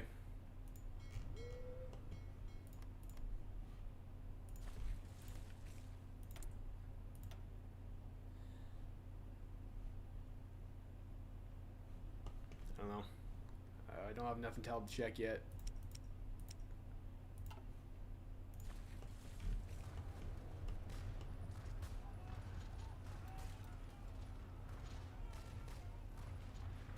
Yeah, they all do. In Kaiserreich, you have to. I think it's random. You have to shop around. Restorationists and centralists. The Ishinha Restoration faction is a political ideology promoted by radical junior officers, characterized by its anti-capitalism, anti-oligarchism, and anti-parliamentarism. Usually coming from underprivileged and/or humble backgrounds, many of these officers have experienced poverty from childhood and observed what they consider to be the evil influence of favoritism, leading themselves to believe the establishment has hijacked power from the emperor and is leading the nation into the abyss. The restorationist solution was to sweep out the ruling establishment and restore all power back to the emperor. From there, a complete national reform was to be initiated. Against them are the Chushina, the central faction, who were close to the central military leadership, and who supported cooperation with the establishment and militarization of politics. This will be trouble.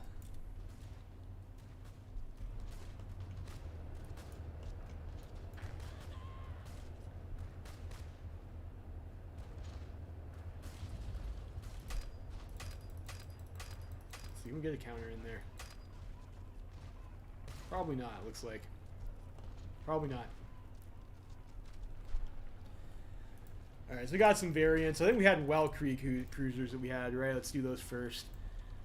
We might need more than that, though. That's probably fine. Get rid of some battery 3.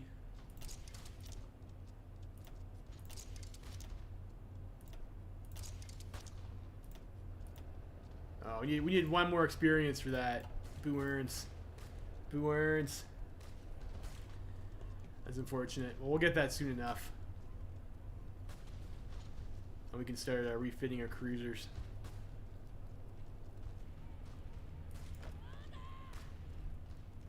Oh, it looks like King has lost the rest of their army, so I don't know. Maybe we just recall our volunteers so we don't lose this this unit.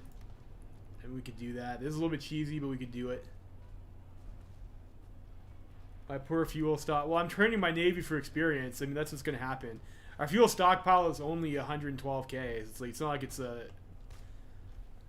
You know, it's like 1/10 of like an actual stockpile.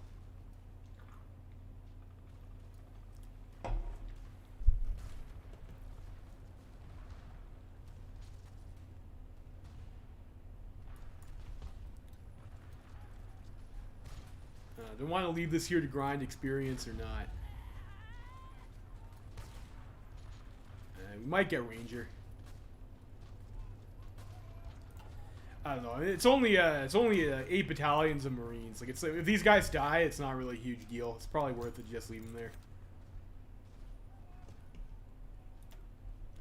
Go to 5 speed.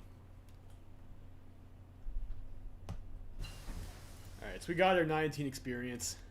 Let's go and probably don't want to make too many convoys, so we'll go ahead and make our variant there.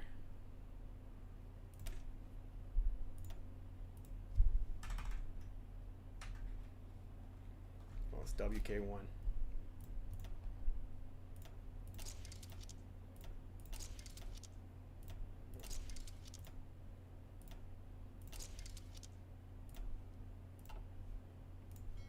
And use guys over here. You guys can all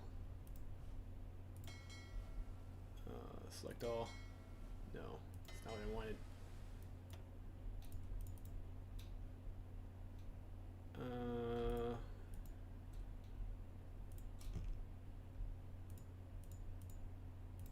I'll have you guys refit.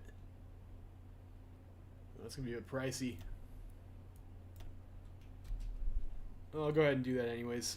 Let's add some new turrets.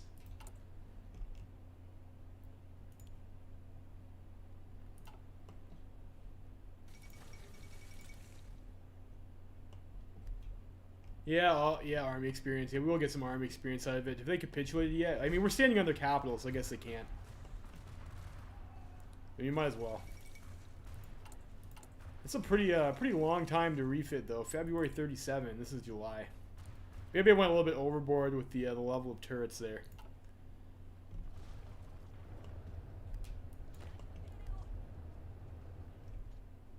Let's recover orb. We might as well just do that. It's fine. A radical Buddhists take control of Mongolia. It's cool for the Buddhists, I guess. So do National Security Act, and then we'll have to do longest day. Which I think we might have to wait before we can continue.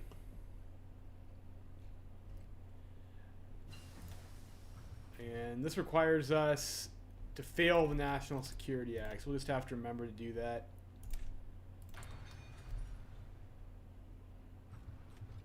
Yeah, that's pretty much it. Crazy expansion. Yeah, they are. They are. I mean, it's a level 3 gun.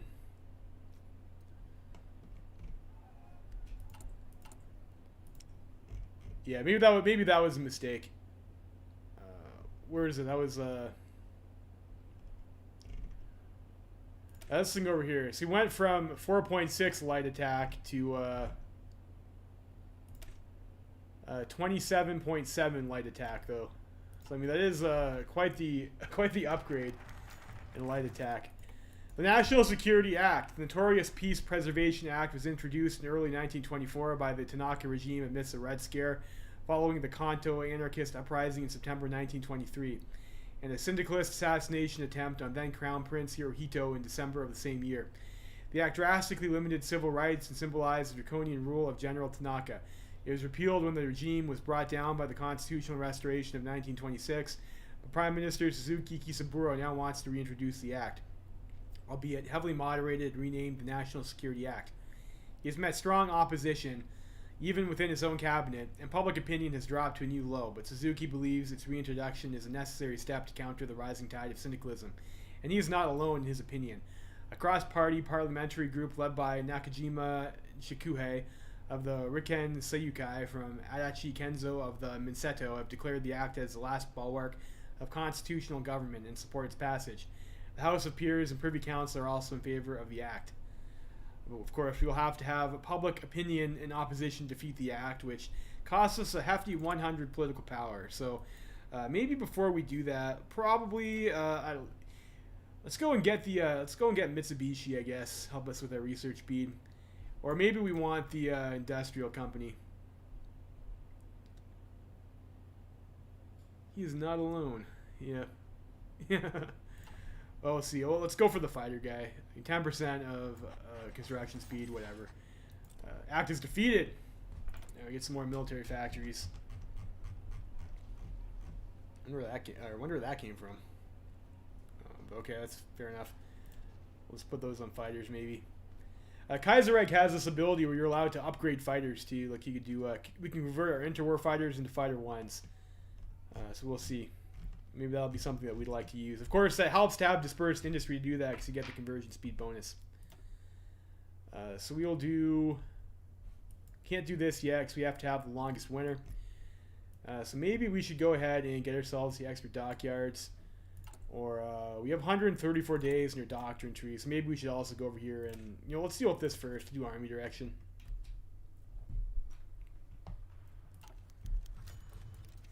Okay, so Legation Council wants to vote on whether or not we should help some starving Chinese people. We'll just abstain from that, don't care. Feng Tian sends aid to Sichuan. Our allies in Feng Tian government have recently decided to send grain to Sichuan, both to help alleviate the famine there, but also to improve their legitimacy in the eyes of Liu Xiang. The grain will be sent down the rivers under the Feng Tian flag, which could cause problems.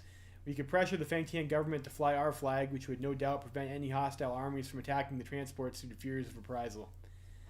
So do you want to pressure them or not? I'm not sure what the impact of this event is. I'm just going to roll a die here.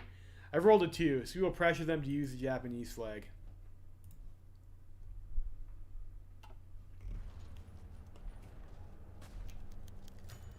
Alright, Feng Tian has accepted our demands over there, so they will use our flag and prevent the Zilli from stealing their grain shipments. Hopefully. Maybe. Let's go and get ourselves... Psychological warfare is a nice one to have. We don't need that right away. We just need 5, I think. Let's get the economy civilian. Yeah. Yeah, I suppose that's true. Government under fire. Unsurprisingly, the failure to pass the National Security Act has created a backlash against the Prime Minister. The Conservatives and bureaucrats who have backed the bill feel betrayed by Suzuki's backdown. The House of Peers and Privy Council, disappointed by the government's inability to produce any measures against syndicalism, have lost their patience with the cabinet. Uh-oh. It's not good for boy Suzuki. I mean, it's still like 10%, right? 20%, 200%. Is my math right there?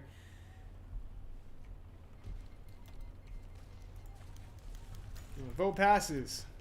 Great. So I guess they're sending aid to... I mean, obviously it passed because we just got the event from Fang Tian about their grain, right? A resignation of Suzuki Kisaburo. Abandoned by everyone, the humiliated Prime Minister resigned when the peers passed a censure motion denouncing the cabinet, and with lukewarm support, former Home Minister Mizuno Rentaro was appointed in his place. Ominously, the Privy Council and its ultra-conservative chairman, Baron Hiranuma, released a statement declaring the parliamentary impotency needs to be replaced by a more stable system. Let's call an emergency convention. Now it's starting to feel like real Kaiserreich, isn't it? Oh, the Marshal holds on. That's good for Patain.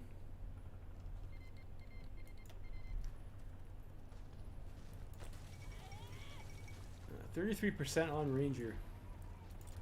Alright, we've got war in Xinjiang. Let's Fang Tian abuses our flag. Dire news. It appears that the Fang Tian abused our trust and swapped out our flag for their own as soon as the grain barges left Wuhan. This is a betrayal of the highest order and will not go unpunished. Insolence! Fucking Fang Tian. God damn it. And it looks like our boy Marshal Qi has taken out the Shandong.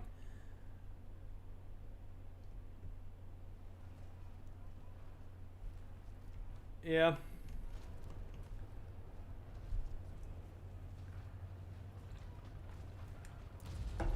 Yeah, it's not much, but, you know, it's something.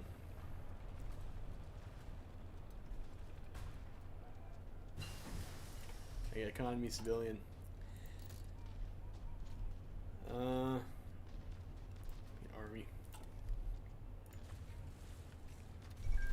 Yeah, like, honestly, my gut instinct is that it's probably better to play concentrated on this build because we don't really have all that many research bonuses for, like, tanks and shit. But I don't know. And we're doing memes anyways.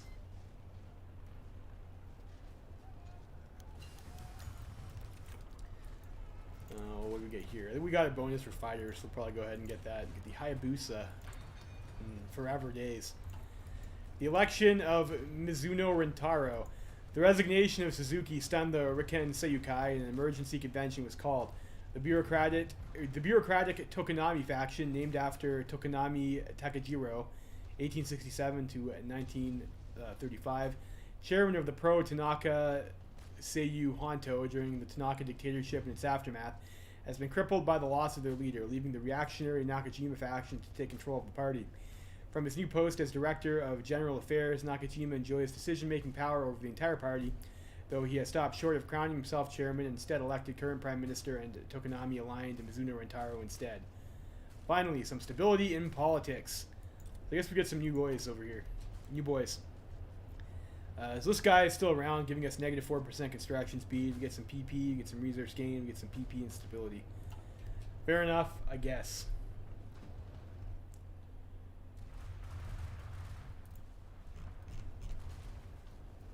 We need some steel here too. That's probably why it's taking so long. Where can we get some steel from? Swedes probably fine.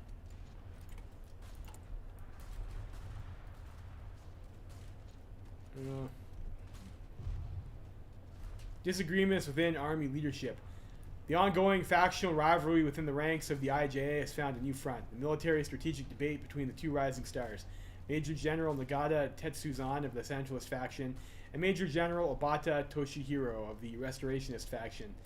General Nagata believes the Japanese economy is inadequate to sustain any kind of total warfare, and thus building up an army capable of total war should be our top objective. What? Okay. So he says we're not capable of sustaining total warfare, but we should build an army that can do total warfare. This seems like maybe those words are mismatched. I don't know. He calls for expanding our mobilization capability, modernizing equipment, and centralizing the command structure. General Abada's analysis is nearly identical, but he has come to a different conclusion. Due to volatile international tensions, war could come to Japan before the country could ever achieve such a capacity through internal development. Accordingly, he came to the conclusion that in future wars, the IJA must seek the quick destruction of hostile forces by waging war through short, rapid, and decisive operations to avoid a long war. Both agree a centralized command structure is a good idea and that raw manpower tactics are a poor strategy. We'll see about that one, won't we? We can never hope to compete with the Russian or Chinese manpower. We may now choose how to proceed. I will choose wisely.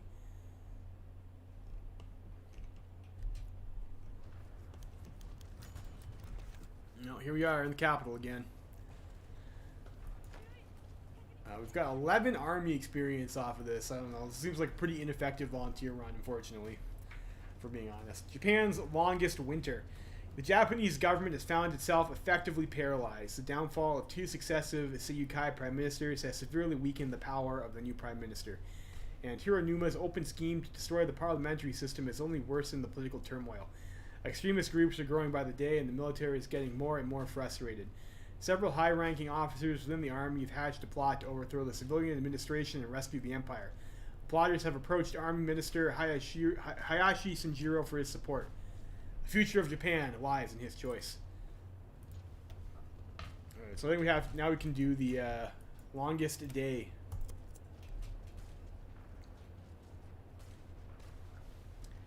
It looks like unfortunately we will be losing this unit. And I'm not sure where we will be able to I should have teased out and recalled those guys just before they lost. And we could have still had that division. Oh well. We could send some guys over here to Xinjiang. I don't know if I want to deal with that though. Maybe we'll just wait for the American Civil War.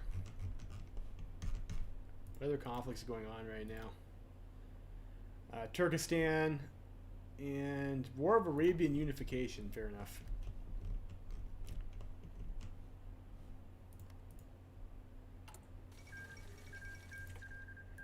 Jabal Shammar has capitulated. Yeah, they do allow recalling volunteers. Like I did misplay that a little bit. They said not like a huge deal in the grand scheme of things. That was still a mistake. That was still a mistake.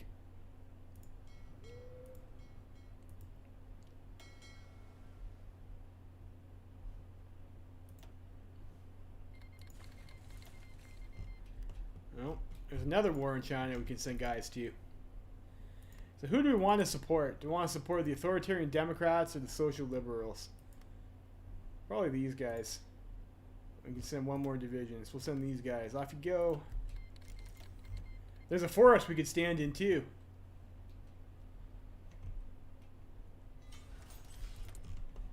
Saw some more civilian factories.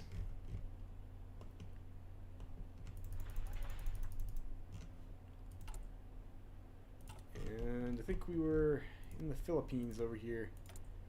These guys have any interesting tech? Oh, these guys are on dispersed too. Fuck. You know, the one time you try and steal tech and you're on dispersed industry, you go and you stick your spy in a country that has fucking dispersed industry. God damn it. What do they have? I guess we can't tell for their army.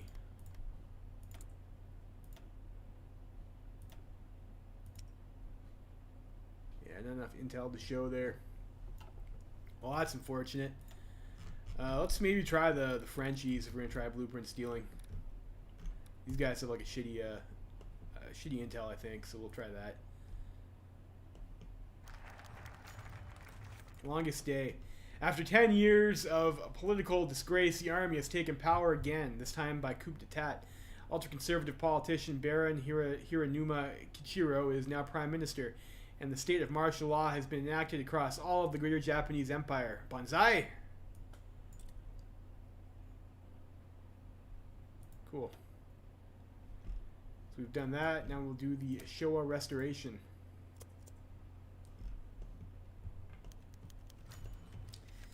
The power struggle. Restorationist officers were the main participants of the coup that overthrew the elected government, for they saw the parliamentary system as a plutocratic capitalist institution. Under the successive government, however, the centralists took the leading role in the new regime, and the restorationists were marginalized from the leadership.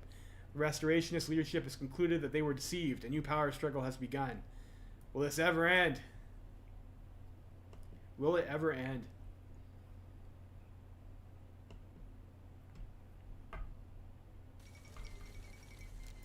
Alright, liberal victory in Brazil. I mean, I guess that's good for the liberals. Alright, let's get back at her.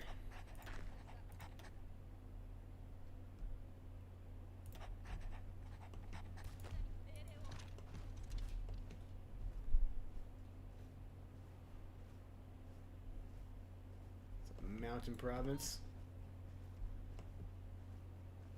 Let's see if we can find a nice spot where the AI would like to grind into us. No safecracker this time. That's unfortunate. So, I don't know. Maybe shop around. Maybe let's try German East Asia. So maybe we'll get some intelligence off of them too, and maybe they'll have something that's. So we're looking for somebody who's researching concentrated industries, so we can try stealing industry tech from them too. Although now that I think about it, because we're on elite difficulty, it is possible the AI might be a higher tech tier ahead of us anyways. It's because we have the research malice.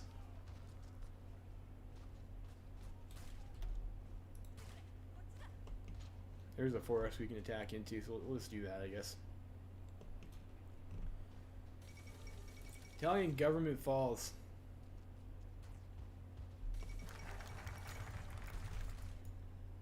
Conscription crisis in Quebec. The Ishinha counter coup. Earlier today, restorationist junior officers from units in the Tokyo area have staged a new coup d'etat. In the early morning, 1,400 officers and enlisted soldiers embarked on missions to seize control of key communications and administrative facilities. The Army Ministry, the General Staff Office, the Metropolitan Police Headquarters, the Prime Minister's official residence, and the Imperial Diet Building were all quickly captured, and the Imperial Palace went under siege. In the afternoon, the Emperor himself addressed the soldiers, announcing his official support of the revolution. The coup is successful. The double tech exploit. Like, I know about it, like the one where you get both techs. Yeah, but I'm not going to do that. That's like pretty hard cheat. Yeah. I don't know exactly how to do it because I've never been interested in doing it, but I know it exists. Let's see. We're getting close to our next doctrine slots. Like, I'm going to go for the total war readiness. Get yourselves ready for that total war.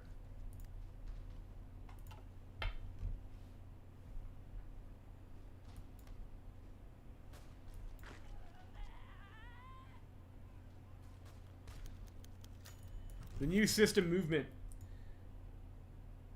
Oh, yeah.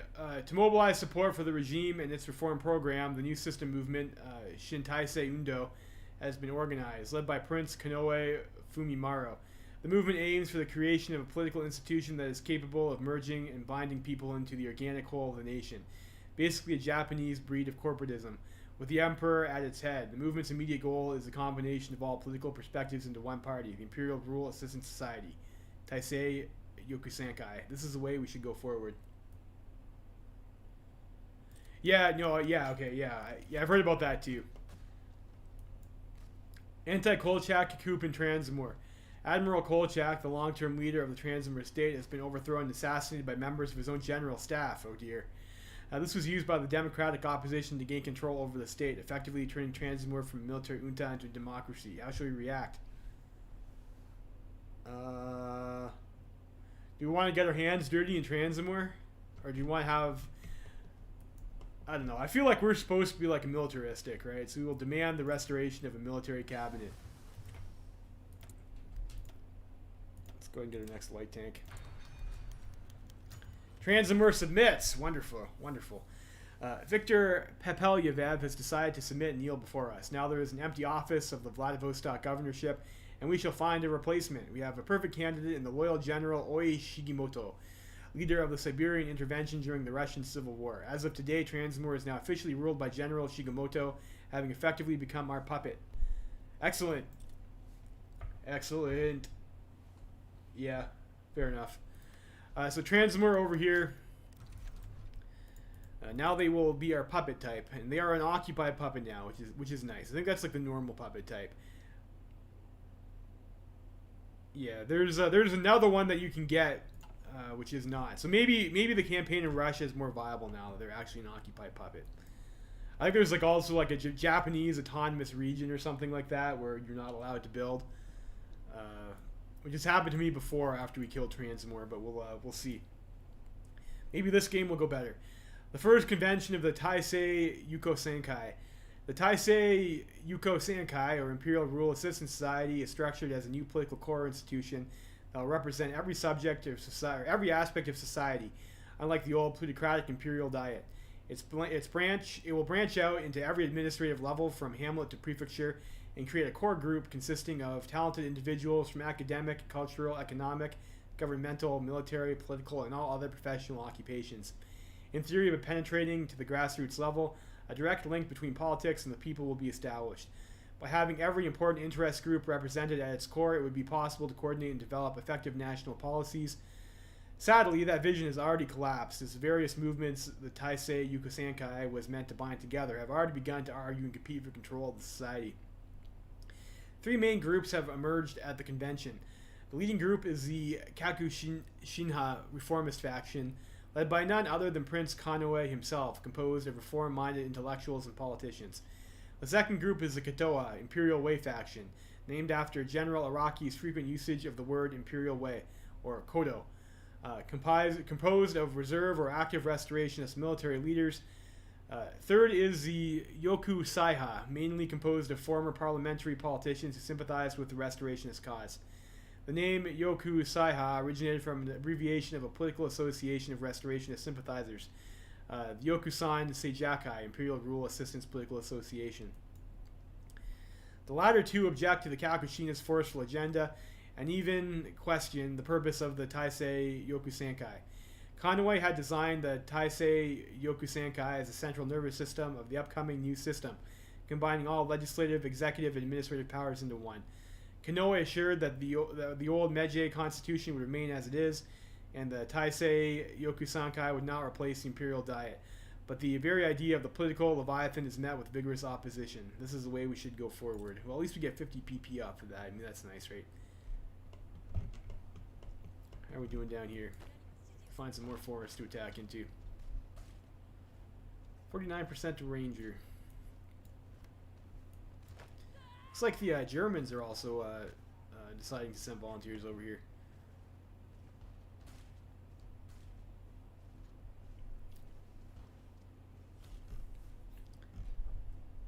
Maybe checking our spies too. Maybe enough time has passed. No, 25% intel. Maybe. Maybe. Where'd France go? France also went dispersed. Willikers. Just whiffing all over the place over here. Try Madrid. I mean, they might explode soon. Let's try other France. Germany, East Asia. Close. Alright, so we got dispersed industry 1. Let's go for dispersed 2.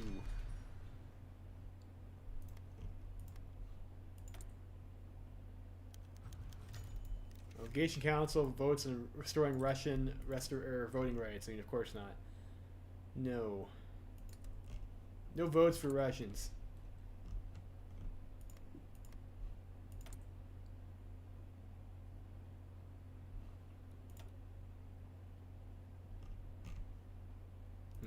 Close, but not quite 70.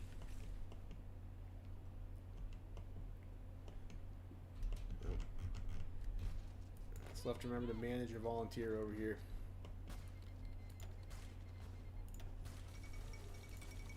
Oh, Mockley clears war in Tibet, and Russian voting rights? No, they failed. What a surprise. You guys over here, how are we doing in terms of experience anyways? Still green. Of course, I'm pretty sure you have pretty hefty penalties if you're trying to train without fuel.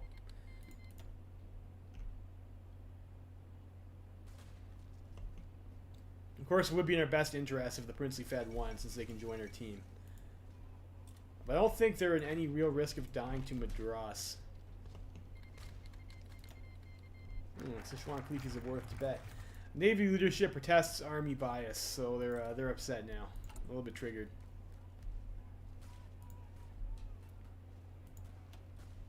So I think we continue coming down our political tree so we can get to our economy tree.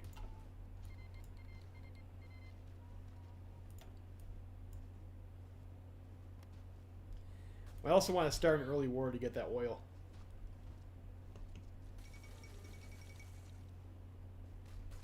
Oh, Rise of the Vaz. So it looks like Boris Savinkov is taking over in Russia.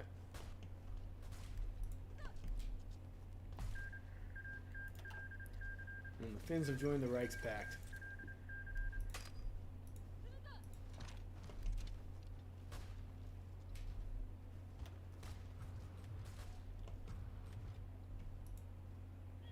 We're going to go for Ranger. Might as well just keep attacking forests. So I think over here, let's go for Industry Guy. Construction speed.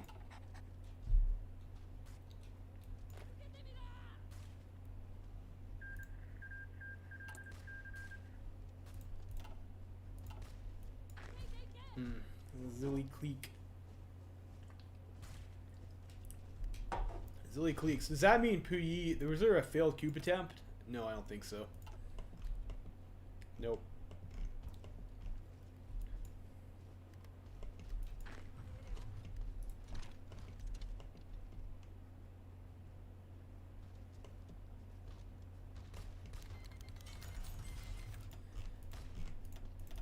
Alright, there's the Second American Civil War. United States in disarray. The Civil War has erupted in the United States, tearing apart the last shreds of unity in the Union. This presents us with a chance to remove the American presence from the Central Pacific by occupying the island of Guam. There's very little the U.S. government can do to stop us at this point. So, of course, we will seize Guam and we will claim even more. That's just how we roll. Let's build in the 80s first.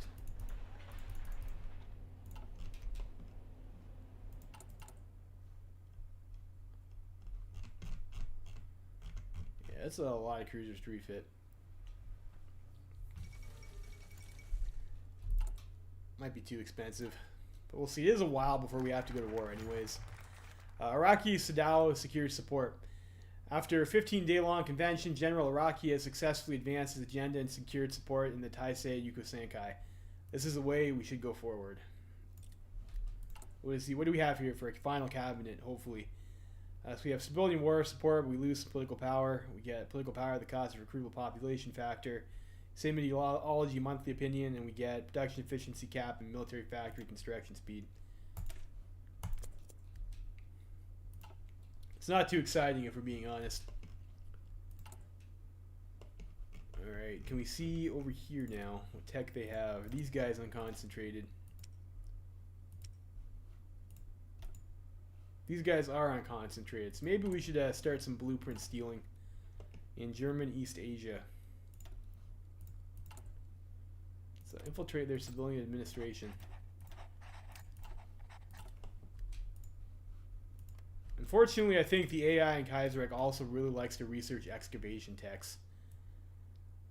Which is like a little bit unfortunate, because that means you also have to research the excavation techs, so there's the chance that you whiff.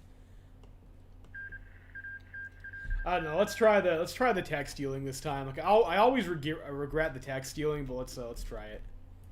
We'll give it another go.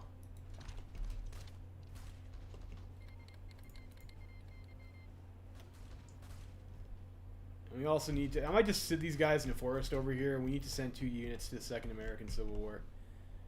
Probably you'll grind our general in America. It's probably a bit easier to do. Let's go with a different one, though, I suppose. So we'll need I think we can send 2 units.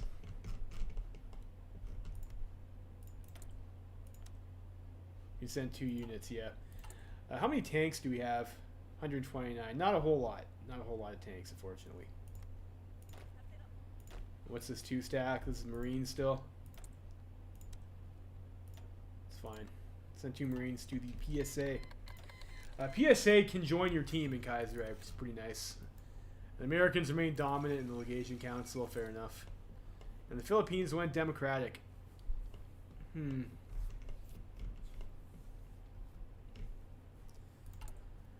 Of course, we're able to do the Rising Sun now. We cannot declare any wars until 50% tension, though, which is still probably a bit of a ways off, but maybe that's what we want to do. Hawaii wants to join our team. I mean, you might as well. Welcome to the club, Hawaii. And that's how you take Pearl Harbor, boys. You just wait for the American Civil War and just let Hawaii on your team. Easy peasy. There's more evidence that Tojo is throwing, right? So you have the PSA. I guess we'll go with this guy over here. Maybe we'll go with I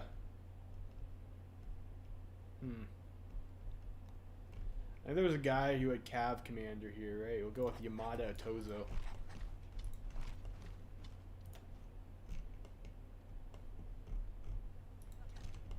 Maybe try and set ourselves up in some mountains or something. Right, so we have construction too. Let's start researching the excavation tax if we're going to steal. If we're going to steal, then you want to have the tax so you don't get that by accident. Or of course you're fishing for that that fat 300%, or was it the ahead of time penalty reduction on your industry tax? That's what you're looking for. We'll see if we're able to get that. No, Argentina. International. Looks like a lot of stuff popping off there at once. Alright, to get the Imperial power, we have the Civil War now, so we'll do Rising Sun, which will at least get us plus 2.5 political power gain per day, which is like pretty good. And because we are on elite difficulty over here, we're making less than we normally would have otherwise. We might want to send an attaché to the PSA too, but I also need to get the head of intelligence so that we can get our third spy, so we can actually steal tech. A lot of stuff to get.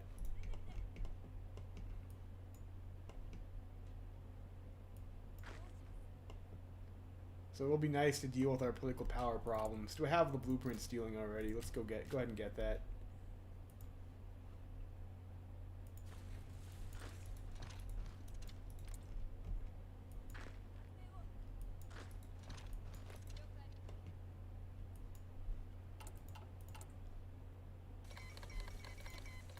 Quan Revolt.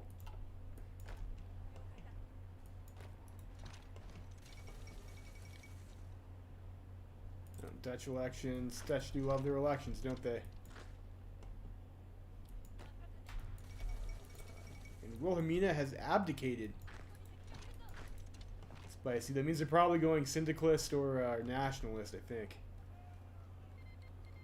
Play Turkestan and unite Central Asia from Xinjiang. You know, I don't think that would actually be that difficult. I mean, we already did that as Kumo Khanate. Philippines wants support. No, I mean, well, you know what? You know what? I can't afford 100 political power. And we're probably just going to kill them anyways, which is why I was contemplating supporting them. As they build more factories, there'll be more factories for us to take when we occupy it, right? So Transamore, order restored in Transamore. Does that mean they flip puppet type to that obnoxious one that doesn't help us at all? Yeah, they're puppet. Okay, no, we can still build in their territory, so that's good. That's good.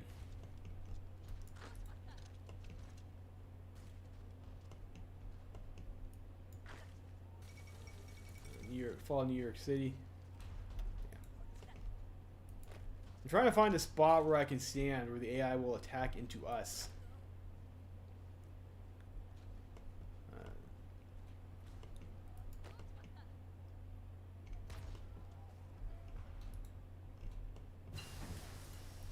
You got blueprint stealing. Although it would be a pretty big meme if we got the Uyghur Republic to occupy all of China, wouldn't it?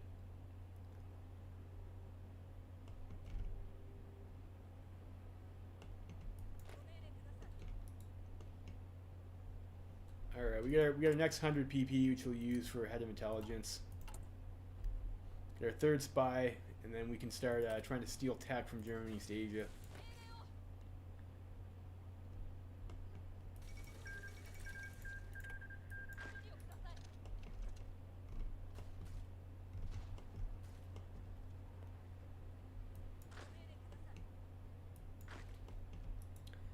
Then our next PP after that will probably go for attaché, I think.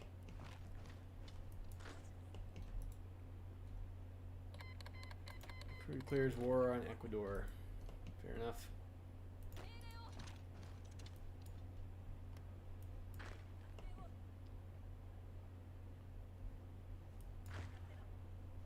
What's this over here? Plains tile. He's going to attack that. And these guys over here are still defending, and they're in the Hills province, so hopefully they'll start learning Hill Fighter. It'll be alright.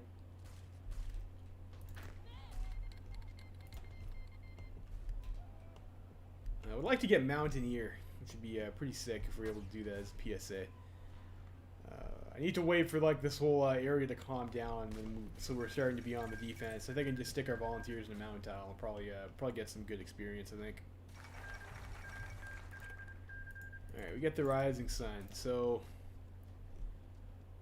we can get stability over there. Unfortunately, we can't start zerging out until 50% world. You know what? We have 50% world tension. Okay. That's good. That's lucky. Let's go ahead and immediately start justifying on people then. So where should we go first? Where should we go first? And if we're going to do that, probably we need to stop training our Navy. So we can get our fuel stockpiles up. And let's not refit this stuff over here that hasn't started refitting yet. Because we will maybe need our fleet sooner rather than later.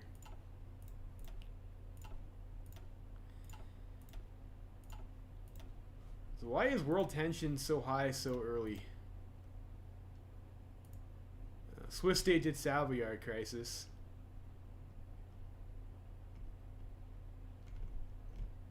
That must be it. They had the higher than usual Savoyard crisis. You know what? I'll take it. I'll take it. Maybe that's been changed so that's more consistently 50% now. That's very nice. So we'll finish these two refits. And we can start justifying on someone. Or we can even just get a claim, maybe. We'll just give us over here. This pisses people off. And this is the stuff in China, which probably don't want.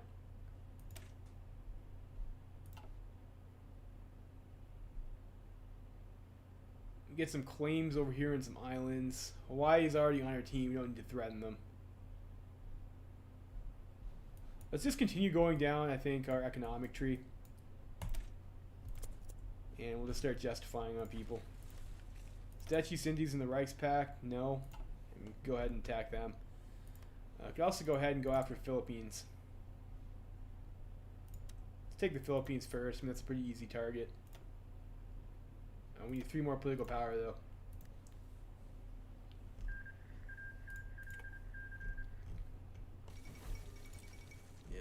Yes, we announced our ambitions. Should have probably read that event. I regret that.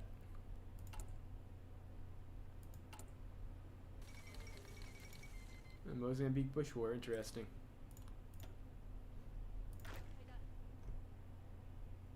You guys are defending. I mean, you know what? That's a plain style, though. It's like that's actually worthless experience for us.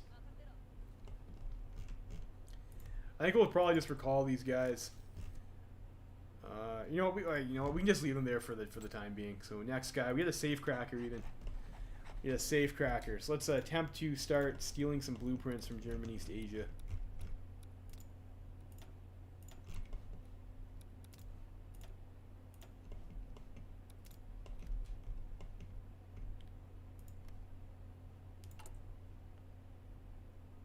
We have the infiltration, so we'll be able to do that soon.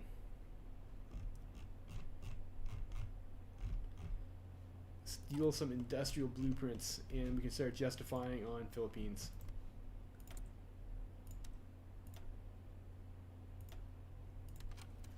$90 days for that, so we should definitely start recalling our the Philippines. Do they have a navy? Probably not. We'll recall volunteers. Probably want to have our Marines back.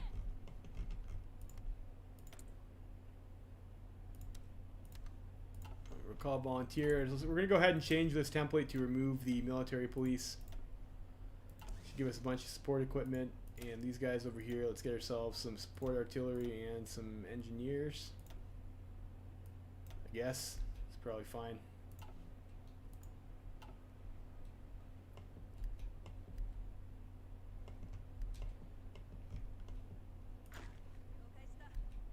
And when did these guys get back? 15th August, so pretty soon. Then we can start planning our naval invasions. So I don't think we'll need too many guys. These guys over here, fallback line over in Taiwan.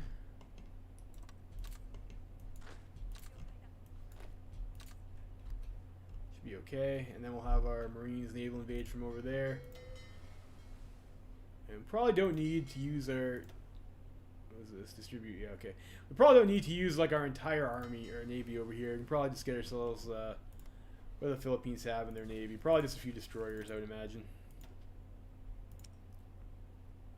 Yeah, they have 2 ships. They have 2 light ship hulls, so don't want to burn more fuel than I have to. Probably just get ourselves a capital ship and some escorts. I don't know. It's fun to use a dreadnought, so we'll do the dreadnought. And what's this stuff over here? These are a couple. Are these the refit ones? No, I don't think so.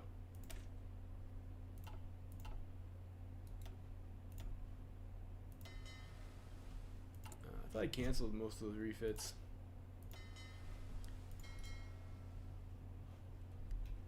Yeah, so they're still moving. And we'll do that and like I don't know, get ourselves like a bunch of cruisers or something.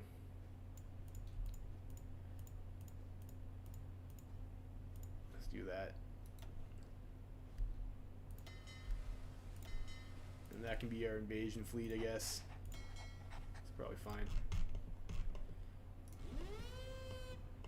We only have 1 season we have to control anyway, so that's wonderful.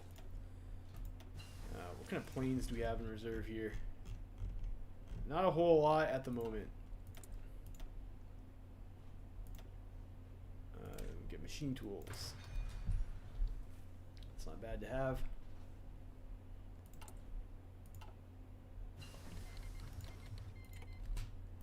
And we get dispersed industry, and I think probably we're still behind in our doctrine, so keep on going. Going down mass assault, best doctrine. Alright, and we have our volunteers back. And you guys, we're doing naval invasion. Go from here to, we'll attack that port. We'll have you guys with that field marshal is fine.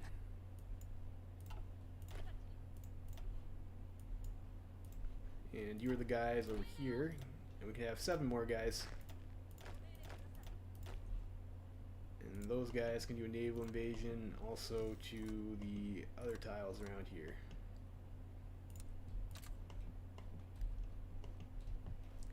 Like that. And you 2 guys, we'll just stick them over here with the rest of the garrison troops.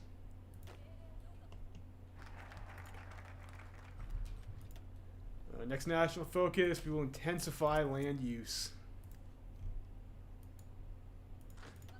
I think we can get a research slot after that. It's always nice to get your research slot when you're playing on elite difficulty, isn't it? Outdated stuff in production, yeah, it's the Type 94. So we will get the HOI4 and trade for 1 more aluminum. Damn our shitty resources.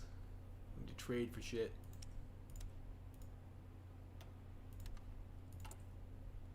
We can probably start training a few more Hoshidan divisions too. Might as well. And we get the Dutch Revolution. Yes. Close.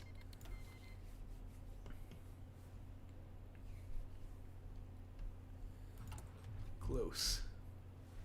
Might need to start making more guns and artillery too. And we're not making any carrier naval bombers at the moment. Make sure we have 1 factory on that. Alright, free dockyards. Let's build destroyers, I guess.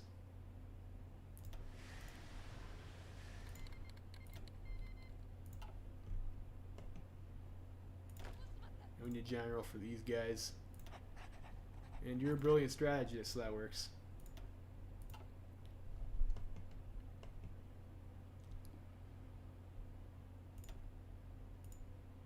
And these will finish planning before the war declaration happens. So we intensify land use, we'll nationalize R&D institutes, get ourselves our extra research slot.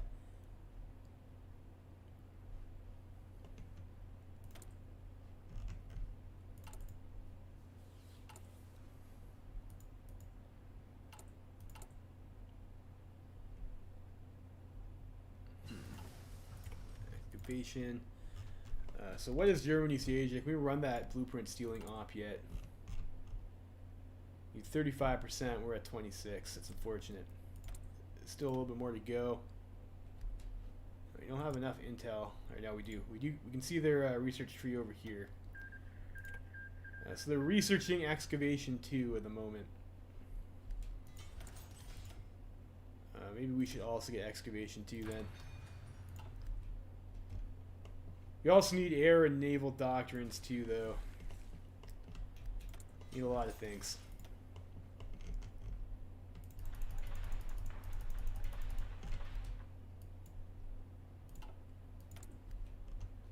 Get ourselves a couple on convoy. And maybe just get some more destroyers, I guess. It's probably fine.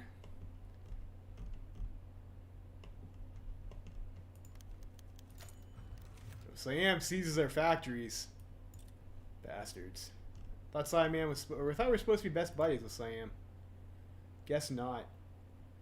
Guess not. In Philippines' days are numbered. And we're almost ready for this blueprint stealing job.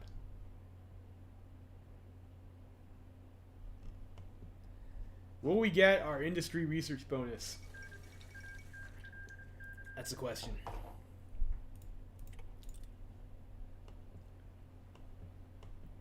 That is a question. I have been screwed over every time I have tried the blueprint stealing strat at Kaiserreich. I got real lucky the first 2 games I played. The Emperor's been shot. Oh no! His Imperial Majesty Hirohito has been shot by a radical syndicalist who is infuriated by the military takeover of the nation. His Majesty is in critical condition and the doctors are not sure if he will live. He makes a miraculous recovery. Yes, 5 stability. Thanks for taking a bullet for the team, Hirohito. The real stand-up guy, Hirohito. We needed that 5 stability. Alright, and it's time for war with the Philippines. It's time for war crimes. War crimes begin.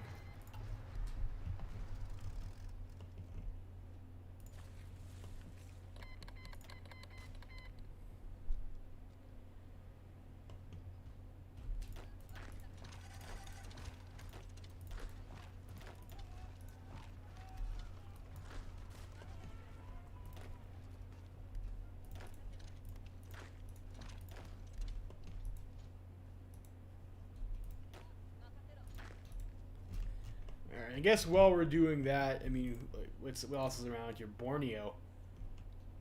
We got Insular India over here too. Well, you know, now these guys aren't anyone's faction, so, you know, I'm pretty sure that's like Japanese resources over there too. I don't know. Pretty sure.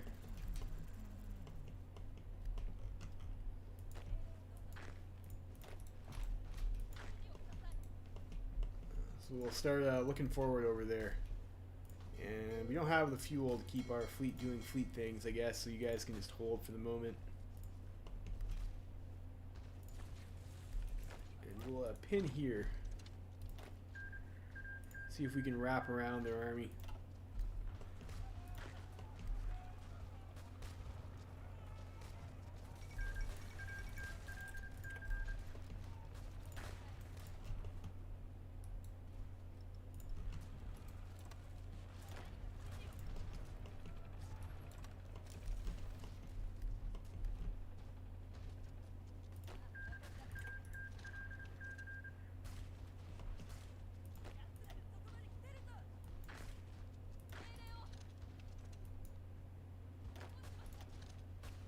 Unfortunately, these units aren't like the greatest.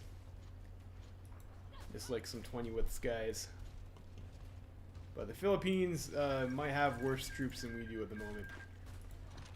In fact, I'm almost sure that's the case. Legacy of the Korean Rebellion of 1925. Due to the disastrous economic situation and ongoing instability, Korea rebelled against our government. Luckily, the rebellion was successfully suppressed and the dissidents were executed. However, because of recent political changes, minor student protests appeared in many parts of Korea. Suppressing them in time should nip the problem in the butt, but may also have larger repercussions. We will arrest and execute traitors.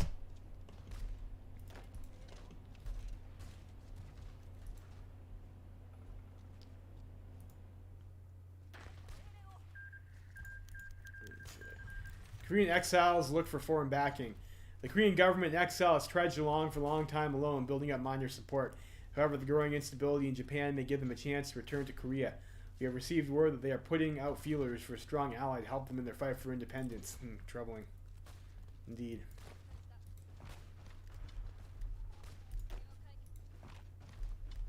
You guys pin that. The Korean problem. The Korean government in exile has announced that a campaign to free their country is in motion, that they are calling for support. Let's keep our eyes open. Yes. Korean traitors. Can't trust them.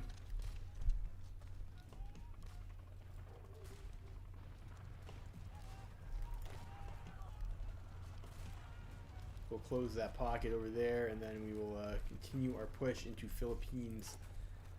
We do have 220 light tanks. We could go for like a Space Marine division or something like that. Okay, so we have the next research slide. We should probably start getting our fuel tech. You don't want to be caught without fuel. We are at war too, so we can do this very nice focus to secure some military oil. So we'll do that too as well, help with our fuel issues. We'll probably be at war for like probably a pretty long time. Make sure we pin this militia before he breaks that encirclement. I might as well just get it out of the way.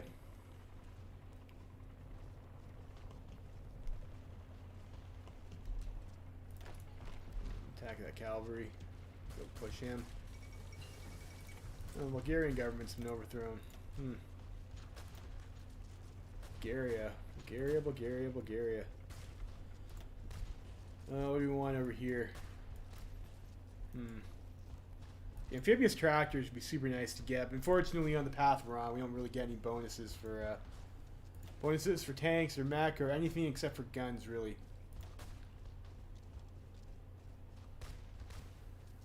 Maybe computing machine, given that we are in elite difficulty and our research times are already pretty bad.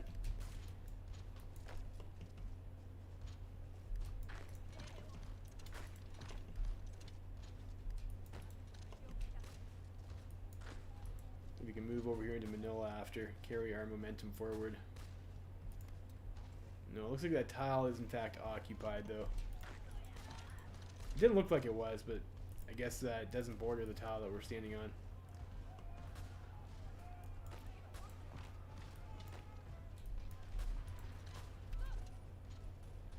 Let's push in like that.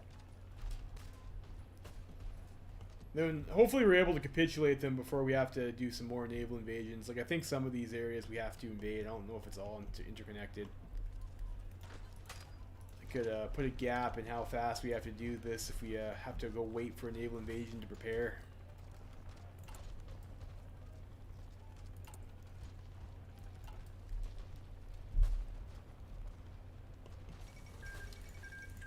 Ooh, Netherlands capitulated. I guess some things are going pretty wacky in Europe. Of course, we did have the Savoyard crisis. And Netherlands, I guess, is probably German puppet now. Did they try to go syndicalist or something? Must have. Must have. That's pretty gross, though. I don't remember there being a Spanish Civil War. Oh, that's also not good. I don't think we're going to be able... We can't save the princely Fed, though. We are already at war. No volunteers. Not that we could necessarily carry the princely Fed from that position anyways, but losing them is a bit of a frustration because that means India won't be able to join our team. So we get the military oil. We'll do the rapid arms expansion.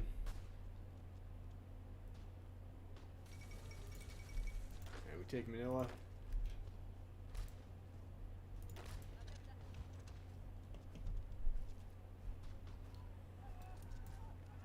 And we need to do our blueprint stealing op in German East Asia. And we have 2 safe crackers. Like, hopefully we get something.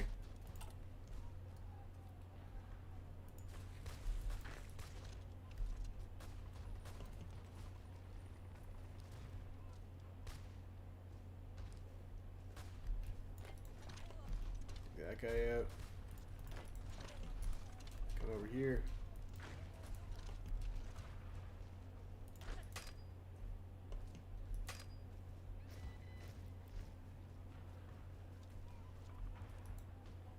Should maybe consider running collaboration and government operations on these people, but I honestly wasn't expecting world tension to spike as early as it did.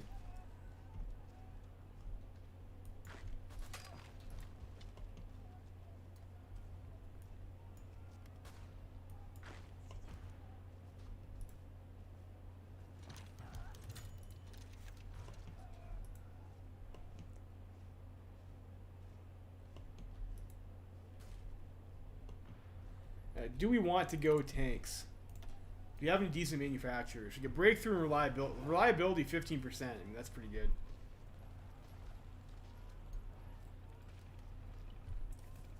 We'll also get soft attack and reliability over here too. It's pretty nice. What do we have? Do we have anything for mech? Hardness and max speed and negative 15% production cost. Like, we have like some pretty good options.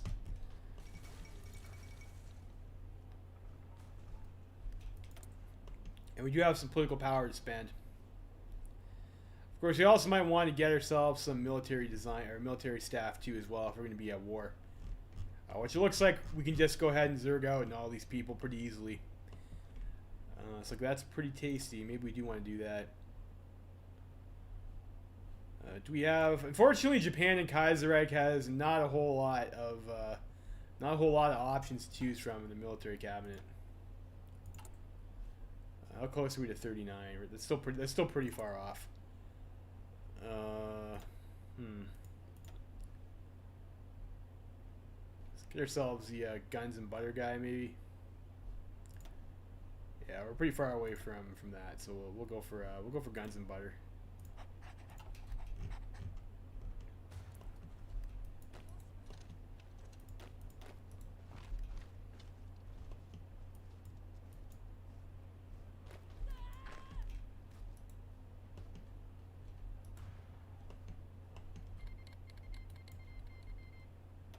Nice. So we can also declare war on Insular India now.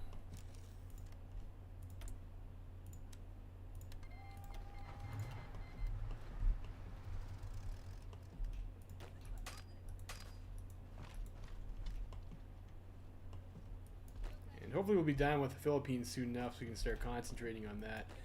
We'll have maybe you two guys start doing a naval invasion. We'll go from Manila. Where do you want to land in Insular India?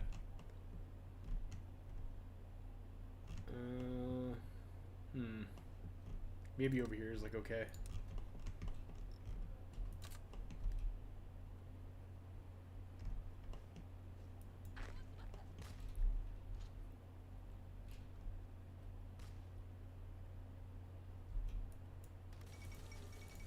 Socialist Republic of Argentina, huh? Fair enough, I guess. How close are Philippines to? Not a whole lot. They're not very close to capitulation. I meant to say. You guys come over here. You guys come over here too. Maybe we'll have you plan a naval invasion from, I don't know. Where's a port? Here to here. In Cebu. You can go and ready. And we'll get ourselves some naval invasion support there too.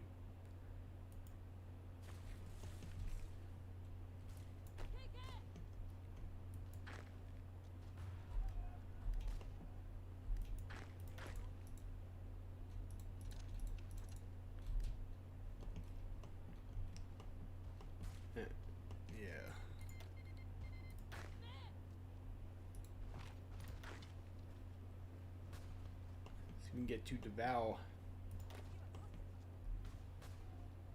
This is what you get when you hit Japan up for what is it? Money. Investment money. Let's invest in military aid. General falls ill, fair enough.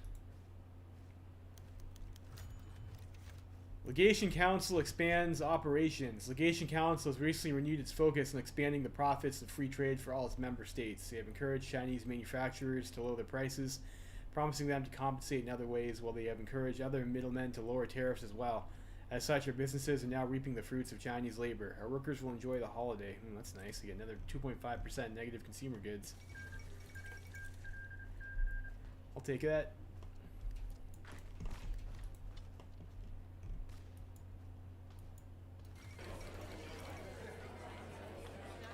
Alright, so we have taken the Philippines.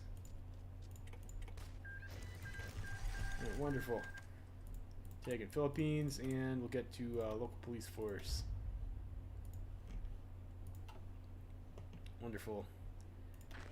And these guys are ready to do that invasion over here. And we need a little bit of naval supremacy. I'm pretty sure Insulindia has like no navy. Let's go ahead and do that. And then you guys, we just need you to stand by a port. You can go to Cebu, and you guys can go to Davao, I guess. I'm not sure if we'll be able to land with just 2 units, though. I'm not sure. It depends on how well they decide to defend. Alright, so left to do the fate of the Philippines. Do you want to puppet them, or do you want to occupy them? How much are we getting from this occupation? So we get 2.4 factories. I guess probably better to just puppet them. We'll set up the we'll set up a loyalist government there.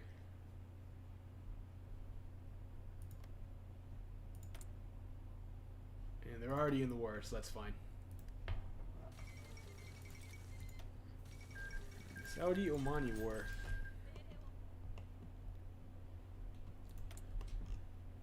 We'll probably start building military factories now. It's about that time, I think.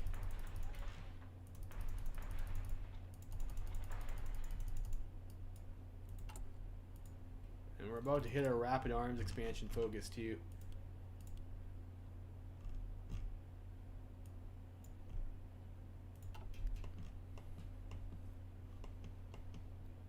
Make sure we start building rifles and artillery so we can train enough units. We got pocket defense. We can hit ourselves up with our next one over here. So we are going to go deep battle this game just to get the extra supplies.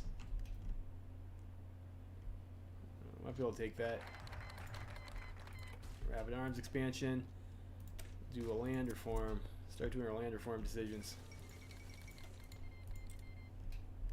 Crisis on the dawn.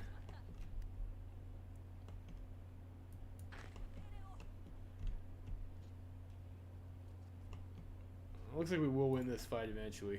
Yeah. It's just a militia unit.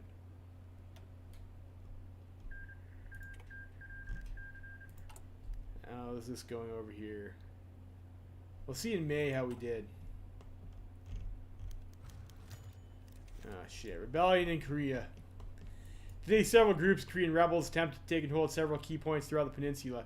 Luckily, they had few weapons and were highly disorganized, having failed to convince any of the local Korean garrison troops to join them. They stood no chance against their Japanese troops. Their leader, Kim Koo, has been captured and will be executed for treason. Some say with foreign backing they might have put together a stronger fight, but whatever the case, they have been crushed and the situation is under control. We are ever vigilant. Damn Koreans.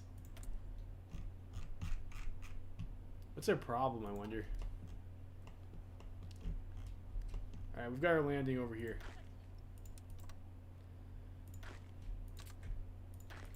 Make sure our other infantry come over.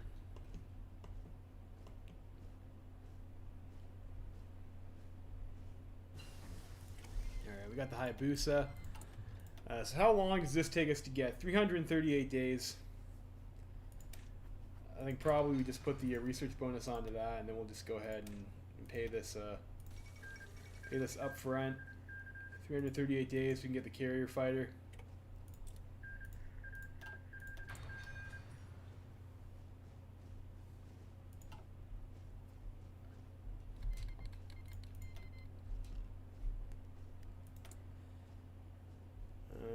this guy is out of date. I guess we can start making the Hayabusa now.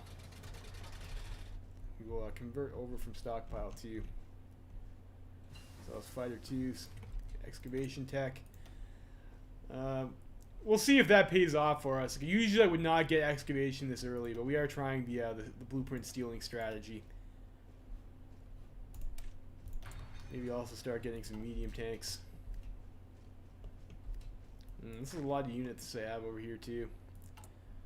We have 1K artillery and 1.7K rifles. Maybe let's get ourselves a 14-4 template.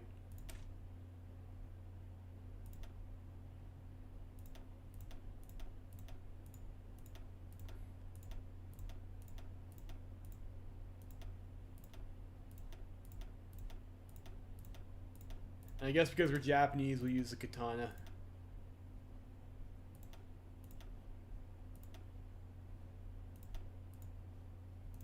Infantry template 1. And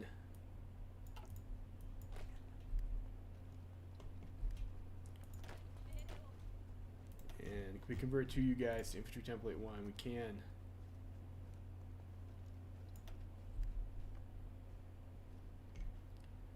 So we will go ahead and do that. And in the meantime, it looks like these guys just have a bunch of militia, so it's not like we need 14-4s to push them.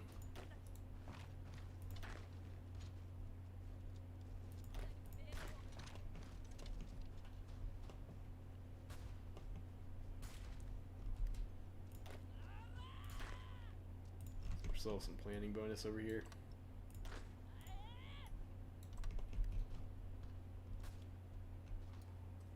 Fortunately, it doesn't look like there's any airports around, so we can't really use our air force. It's a bit annoying. We might be able to push this militia over. You know, let's come over here and let's see if we can pin them against the German East Asian border. Is that German East Asia? Yeah, it is. It's weird. I didn't remember them having any land there.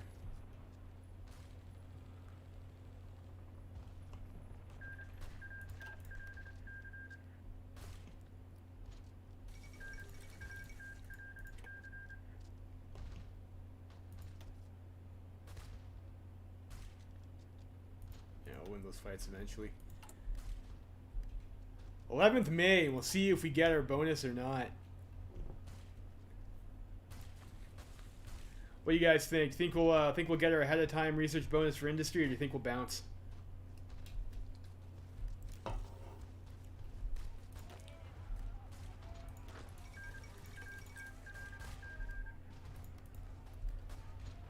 Almost.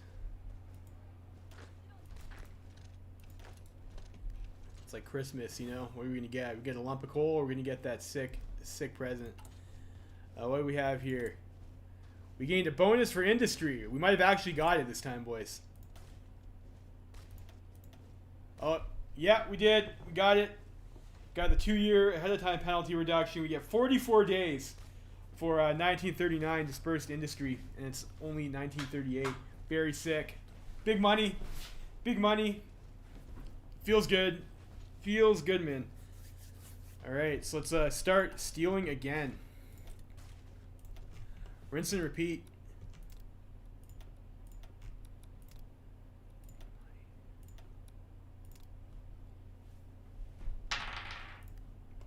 That definitely helps take the edge off of the elite difficulty penalties.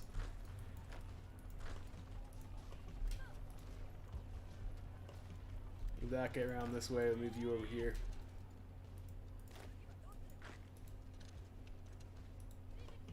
Move this guy over around this way. We can cut him off here.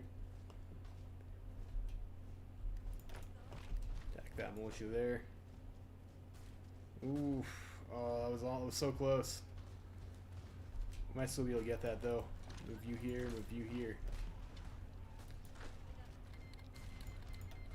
Alright, there we go. There we go. It's some nice pockets. Some nice pockets.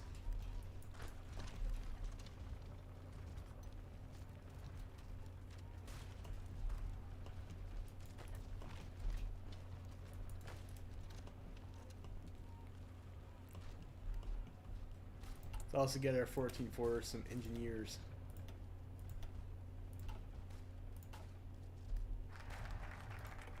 Alright, we get land reform. And so we lose Nissan, Mitsubishi, Nakajima, Kawasaki, Sumitomo. What are we on here? This is already Kawasaki, so maybe we don't want to do this. Maybe we should go this way instead.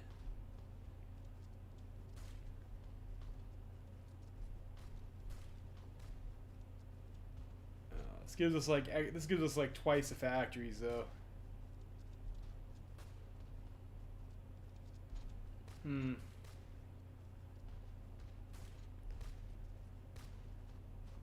Oh, geez. Tough choice. Tough choice.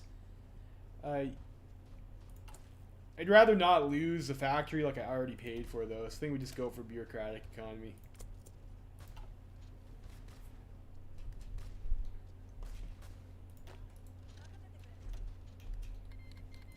You guys over here.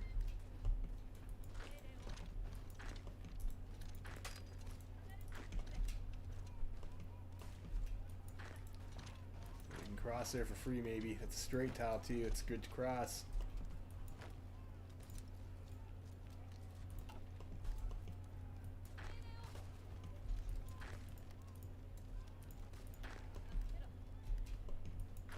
Take Batavia.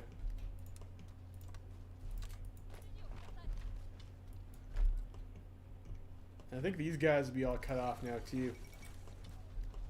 Finish them off. I'm not sure how much stuff Insulindia has.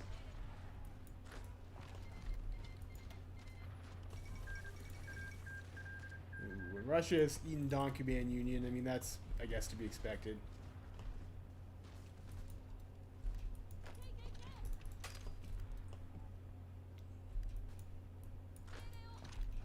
I mean, 5 militias. Tasty.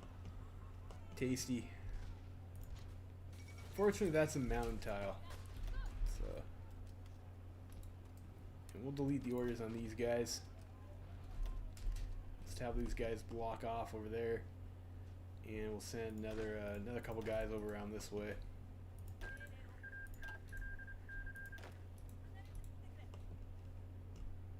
And unfortunately, there is a port up there, so these guys over here are not cut off yet. Probably want to send some more guys down over there. We could maybe just put all these guys in one army now. It's fine. Have you guys move down here.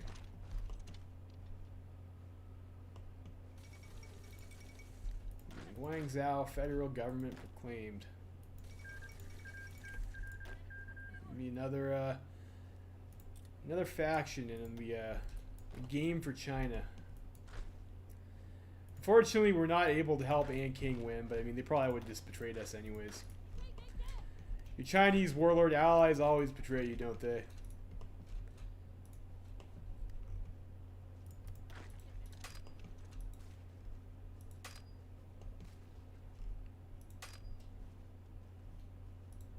Why are you going in such a ridiculous direction?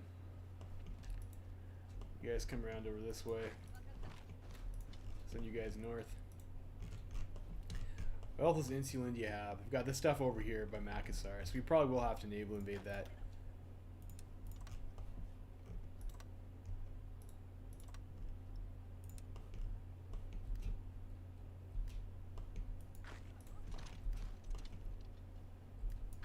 So I'll get you on this order too. Uruguay wins the World Cup. That's good for Uruguay.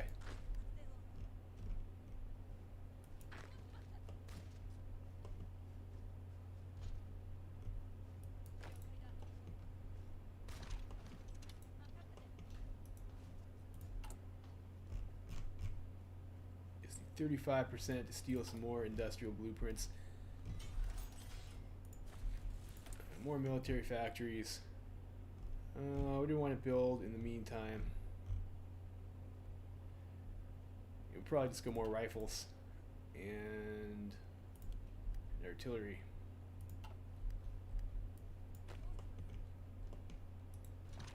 You guys over here.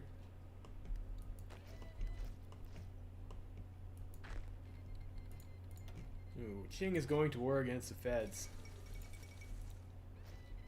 interesting.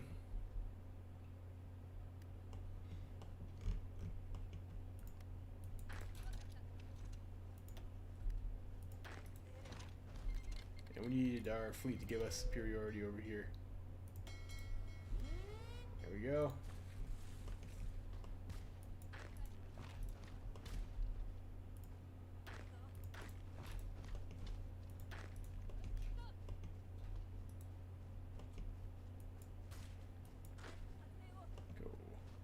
And dung. Okay. Mali capitulates.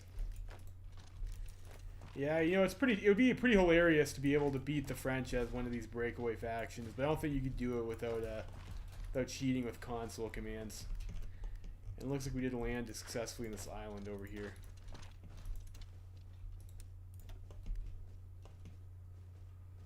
So that's great. Where do we go out? Let's go for Borneo.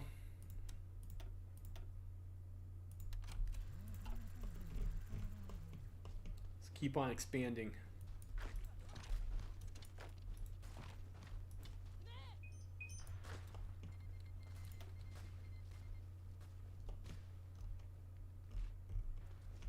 We go to Samarang first, and then to Surabaya.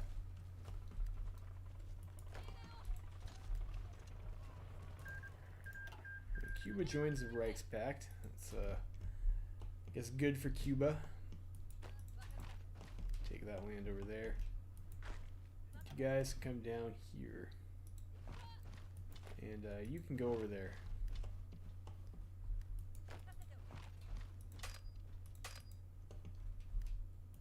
And hopefully we don't have to go island hopping over here too. And that would be pretty annoying. Might be the case, though. That might be the case. Okay, we got bureaucratic economy. And we'll just go ahead and get our factories.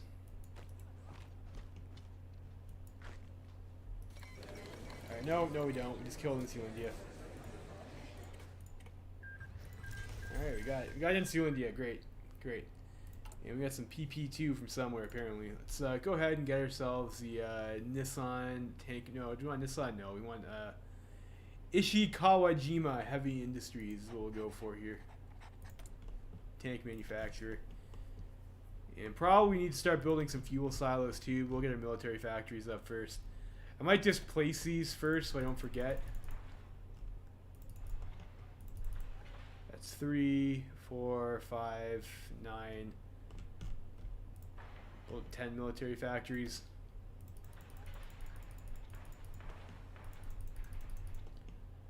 We got quite a few building slots now. That's nice. Actually, where does this give us infrastructure? Kanto, Chigoku, Kansai, and Tokai.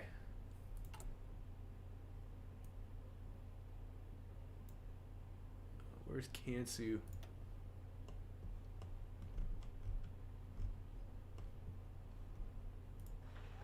It's Ryukyu Islands. I don't know.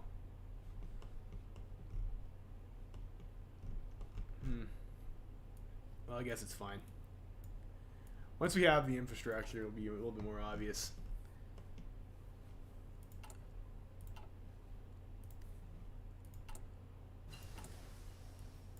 Alright, can we steal more blueprints? Yes, we can.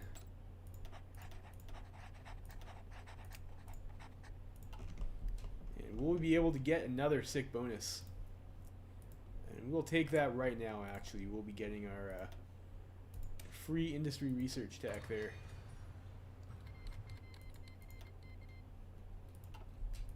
And we gotta do land reform too.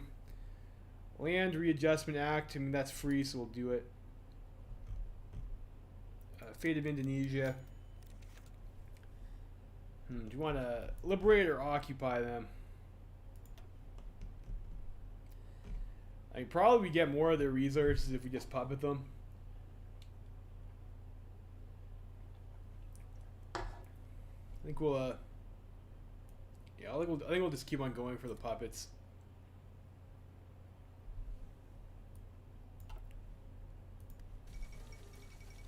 War over Kassab. Middle East descending into chaos. Alright, let's get our Marines here. Get ourselves an invasion into Borneo.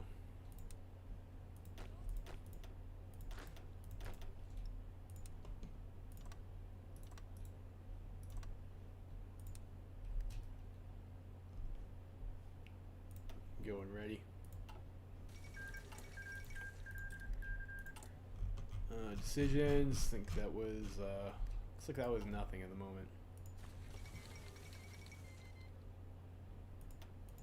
Armenia uprising. That's I don't think Armenia is going to win that one. That's a pretty tough one to win.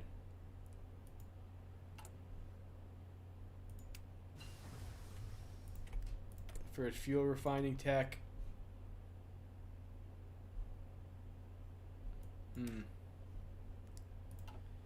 Unfortunately, that ahead of time bonus didn't get as much mileage as I thought it would, considering the date. But you know, it is what it is. Better than nothing. Let's maybe continue down the fuel tech. We are at full fuel capacity right now, though we're not building our stockpiles yet. So that's actually a pretty terrible idea. Let's go for construction. Liberate, yeah, Liberate probably is a better option. But this doesn't have that tasty war crimes feel that you're supposed to have with Japan, though.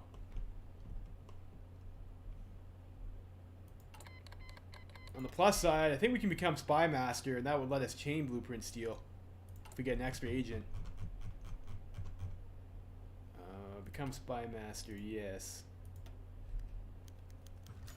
Fang Tian denounces. Oh, I knew it. Every fucking game, Zhang Zuolin just like takes a shit all over you. The iron ore deposits at Anshan have been worked by a Japanese-owned subsidiary of Mantetsu since 1918, known as Anshan Iron and Steel, serving as one of Japan's most valuable sources of steel outside the home islands. Now that the company wants to expand, it has apparently begun digging without a permit, destroying farmland in the process, and triggering protests by native Chinese. Okay, look, it's not our fault that our iron is buried under their land, okay? These protests escalated into violence and led to some regrettable decisions by our local garrison and the loss of life on the protesters' side.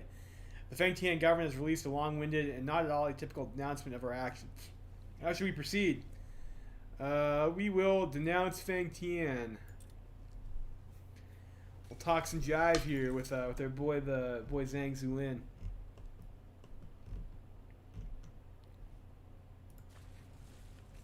And how are we doing over here on our war goal? You know, I don't need Zhang Zuolin. I've got who do I have over here? I've got Mohammed Hada over here and Emilio Aguinaldo. I don't need Zhang Zuolin. And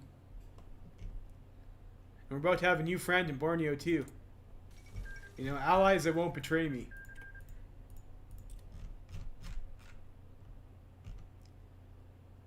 You know, we'll support the PSA. I'll send them some rifles, I guess.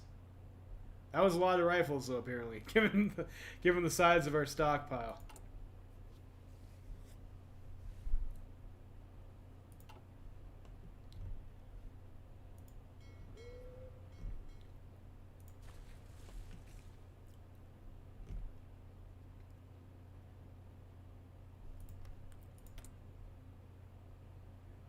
Here, another 30 days. 30 days. All of Rome. Should we troll in Tianjin? You know what? Let's try that. We'll try trolling in Tianjin. See if we can steal a march on the legation cities.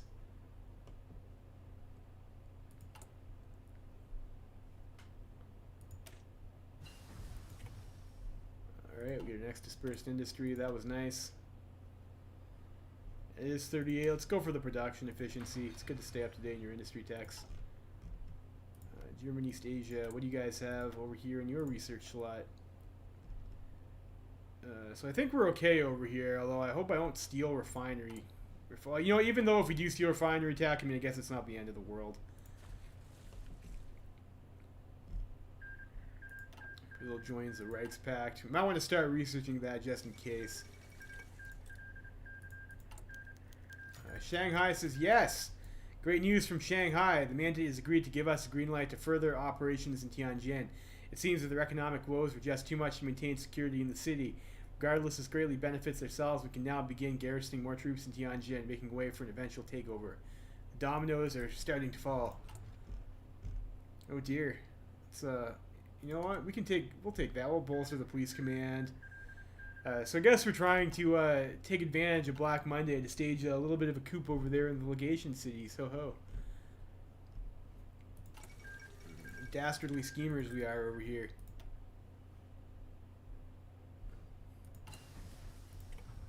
Get defense and depth. Let's take a... Let's go for focus first over here. We'll go for more factories. Go to war with Burma. Wonderful. Let's pick up our weapons technology, I think. If we are going to play with 14-4s, we probably should research artillery technology, although I think I'm probably going to go tanks. In which case, probably I shouldn't be making 5 factories worth of artillery, now that I think about it. Maybe just make 2. We have 1K artillery in storage anyways, and like I don't think we're gonna go infantry. We'll go tanks like normal.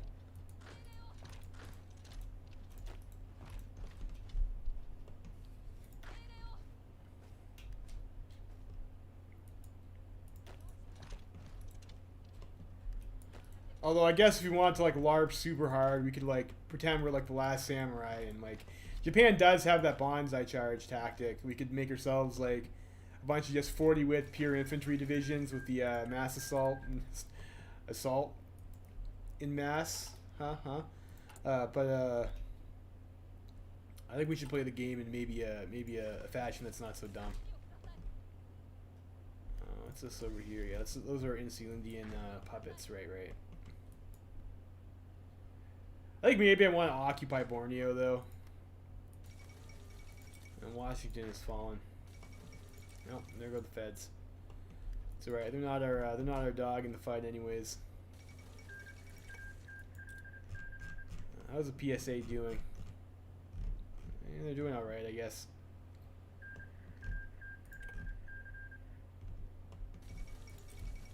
Return Borneo to the puppet? Yeah, maybe. I don't know if that's an option. It might be.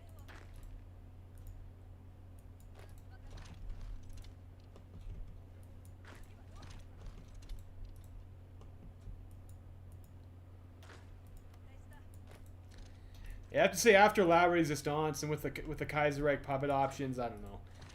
I mean, annexing is does cost quite a bit. They have cores. Yeah, they do have cores, probably. Yeah, Insulindia. So like that would definitely be the best option, is to give it to Insulindia, I think. Do that.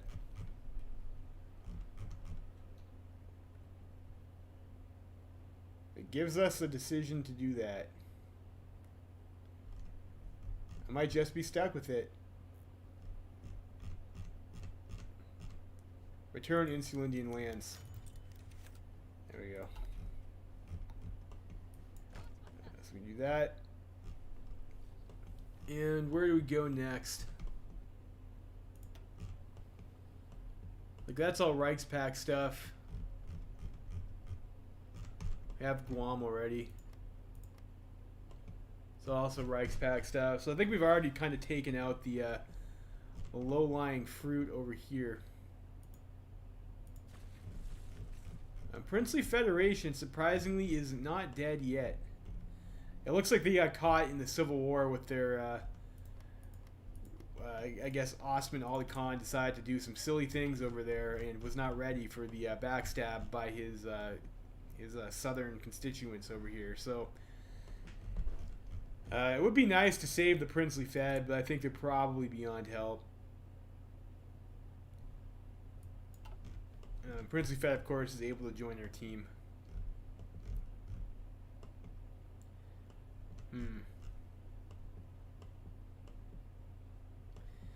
I guess that's it for early game conquests. Can we get, what do we have from our subjects we can get from? We can get rubber. We're importing rubber from not our subject right now. So we don't need that from Brazil anymore. We can get that from Insular India. Get 80 rubbers. It's pretty good. Aluminum. We don't have any aluminum that we can import from our subjects. And steel. Don't have any steel either. But at least we have some rubber. Yeah, they have oil too. Yeah, Borneo has some oil. We don't really need oil at the moment because our stockpile is full. But we will definitely need that in the future. Send some weapons to our allies.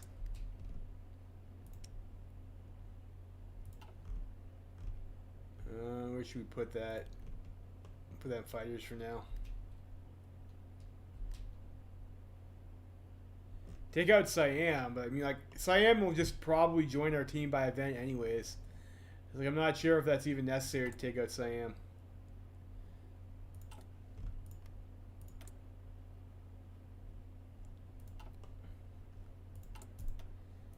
Yeah, like, I'm pretty sure Siam always joins the Coprosphere when you do this anyway, so it's like kind of a waste. Macau would bring me into war with the Entente, though. I think. Yeah. So it's like any other play that we make is going to be a significant conflict.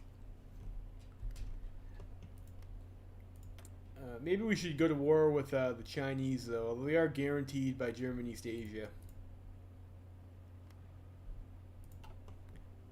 Yeah. So that's, I think that's like it for the early game aggression. I should have maybe dragged out the war with Borneo longer to try and farm experience there. That would have been a smarter choice in hindsight. We can send volunteers over to the PSA again, though.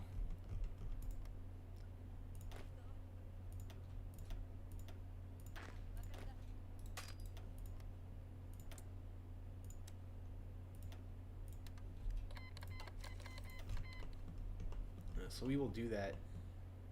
We can send them an attaché too, I think, surely. And kind of interested to see how this goes over here too. Like, I've tried that before, but I've always had the legation councils tell me to fuck off, and we never got to do the coup attempt. So we shall see. I think we go attaché to PSA. They won't accept. Why don't they like us? Different ideology.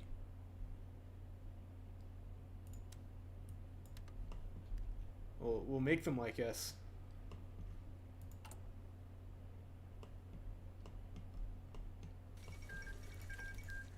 Oh, Niger has capitulated.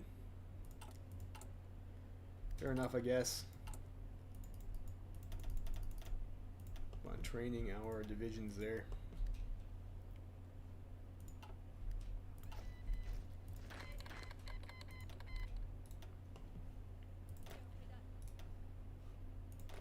And who was the general we were working on? I think that was this person over here.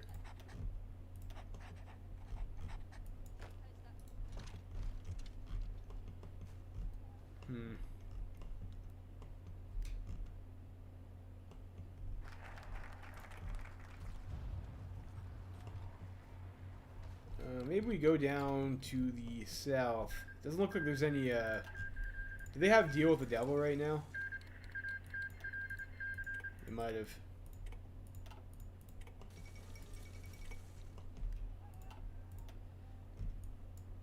Let's see, what do we want to do next?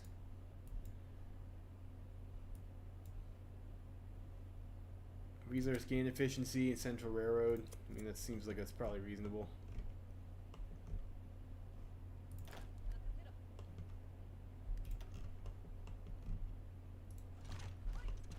You guys over this way.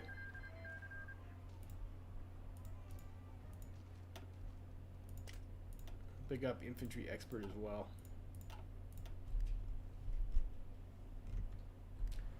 Well, I suppose it is a waste to farm a general. You're not even going to use it as a tank general, so maybe we should throw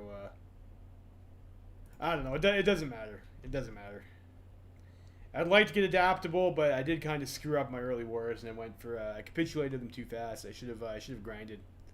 Ground, I guess is better. Is how you would say that.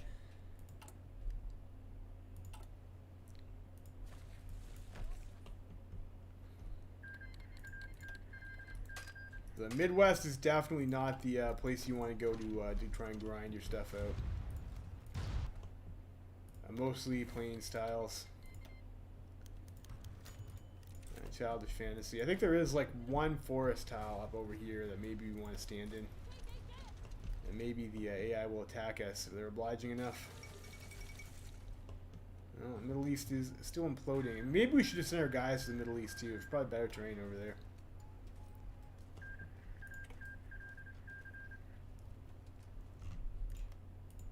What about you guys? No, still don't like us enough to accept an attaché. We need 20.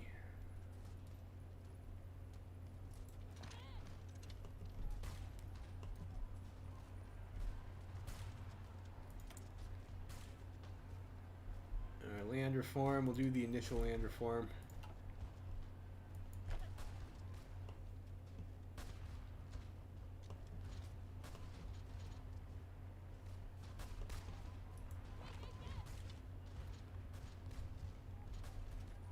So we attack there.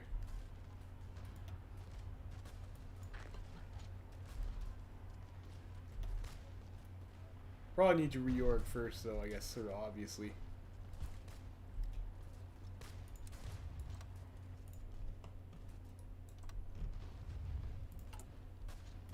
Planning bonus while we're at it. We're 60% to Ranger. So maybe. More factories. Those on tanks. We need aluminum. I was not trading for enough aluminum.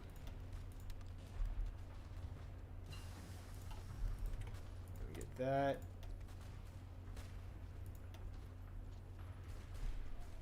Okay, so I guess we got another head of time bonus. That's great. That's great. We get the 1941 dispersed industry tech, and we will start stealing again. So we are lucking out this game, guys. We are getting those fat industry bonuses.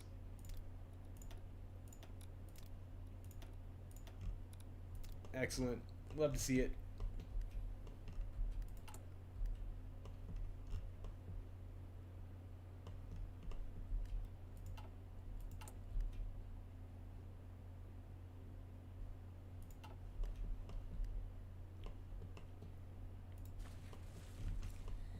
I'm just wondering if I should start making carrier fighters instead of regular fighters too, because it's a bit cheaper on the aluminum.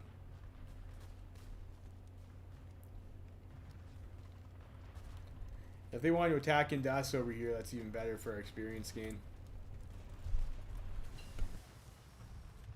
Alright, so we have infantry equipment 1. I think we can go ahead and we can get our 1939 rifle.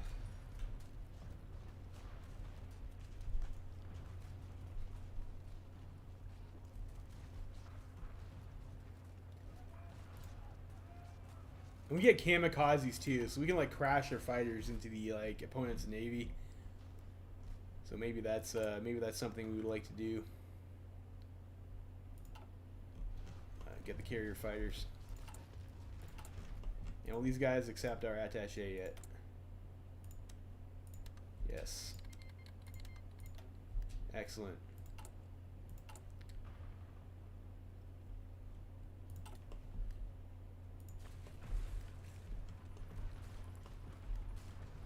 And we got medium tank. Let's get ourselves some reliability.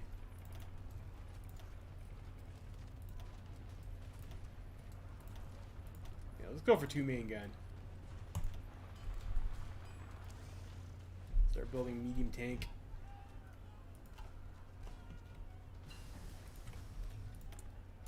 Carrier fighter. Go for the, well, that's a little bit ahead of time. Fuel tech. Might need that in a hot minute too.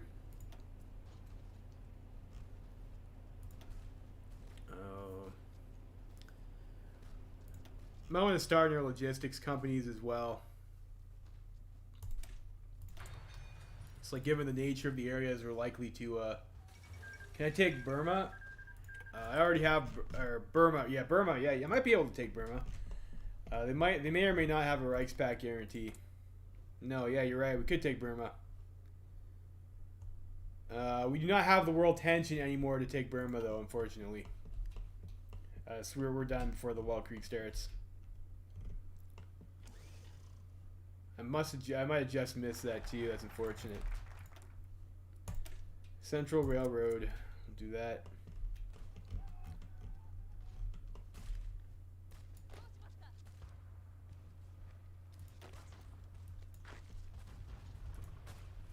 You guys go over here.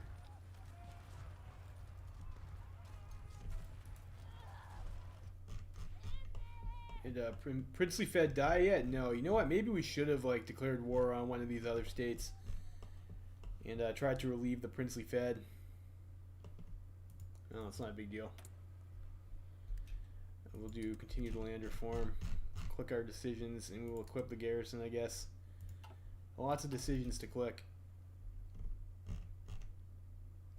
35% more. We can steal some more industrial blueprints. Alright, dispersed industry 4, excellent. So one more should let us complete our industry tree.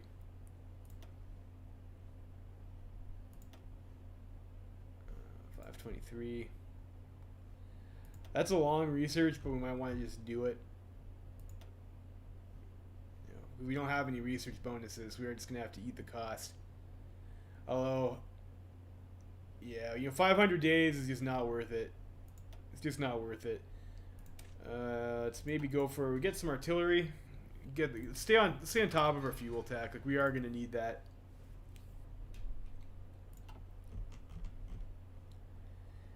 And unfortunately, not having a tank tech research bonus kind of sucks. So less than ideal.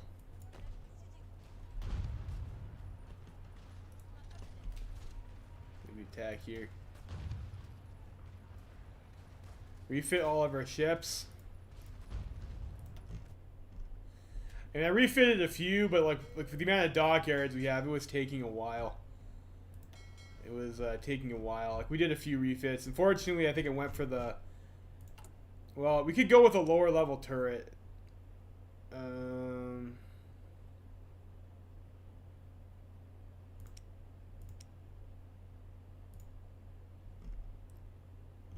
Yeah, because I'd went for like this as a refit, but I think I had the turrets are a little bit too pricey.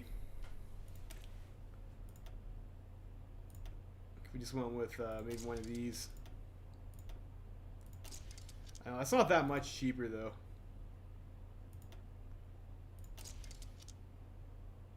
This is what, 1060.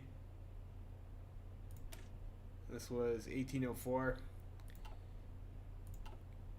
I don't know. We were doing that, and it was taking a pretty long time. It was getting to the point where it's like it's probably not worth it. You don't really need to refit your navy in single player. You're still going to beat the AI anyways. And I think I was more concerned about our destroyer deficiency, given that we're going to have to, you know, well, I mean, German East Asia might raid us. Reichspakt does have submarines. Better check to see if I don't need to research excavation 3.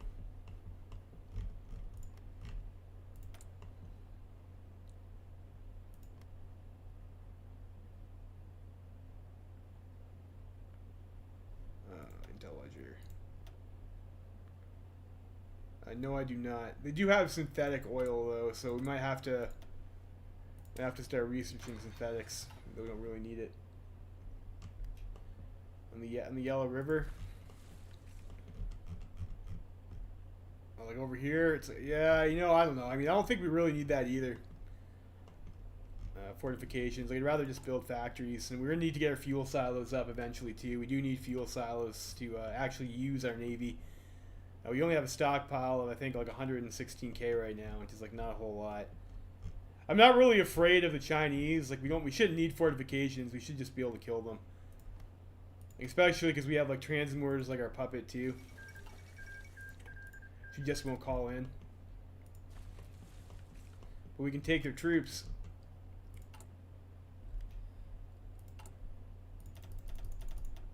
A few more infantry. Take Philippines troops too. Those aren't supposed to count towards your divisions cap anymore. Maybe I should just convert these guys into regulars too as well.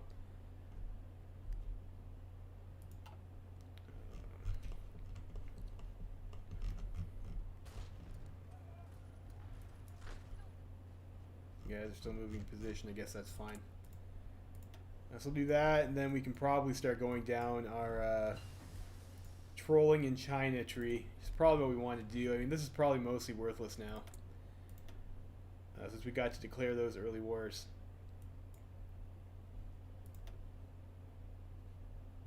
Maybe pick up radio. Those are still a little bit long. What about air doctrine?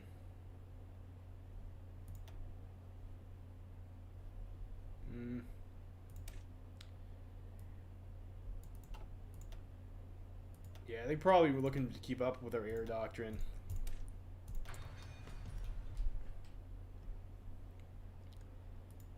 So we'll go like so. You learning ranger still. 71%. Nice.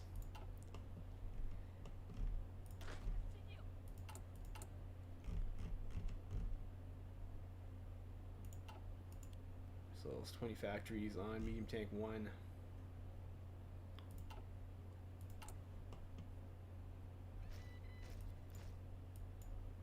We'll keep our almost done factories at the top.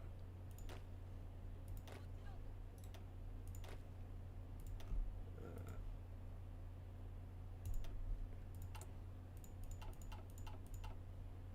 we will do that.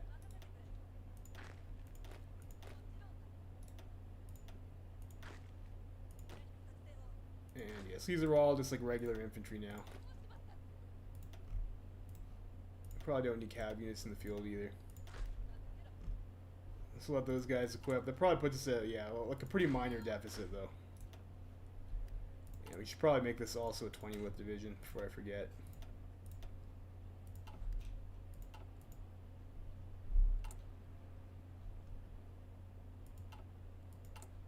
How long is that going to take to clear? 82 days. Not long at all.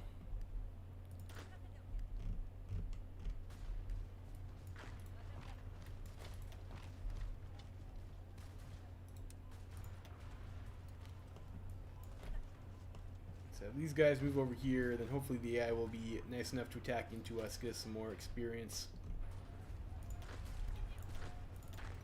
You guys can go here too.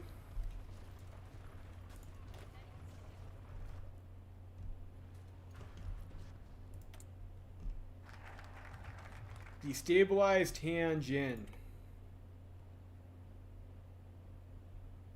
I'm not sure if now is the right time to do that. We'll go down our expansionism path.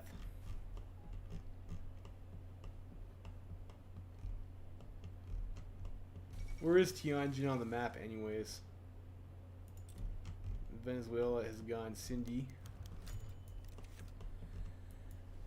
A report from Shanghai. Our operatives in the China agency have informed us that a covert meeting between Western powers and Western officials in the Shanghai Municipal Council has taken place to discuss the issue of Fangtian receiving Vermilion Society donations. And this is surprising news to the Foreign Office. Much of the civilian government wishes to ignore the meeting and let the mandate deal with this themselves so they can unwittingly push Fangtian further into our grip. Though some members of the military have called on us to veto the investigation immediately for the sake of Fangtian's stability. Do we help Fangtian out here or not?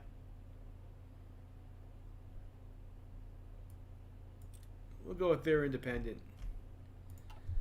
They're independent. I'm probably going to have to take out Fangtian anyways.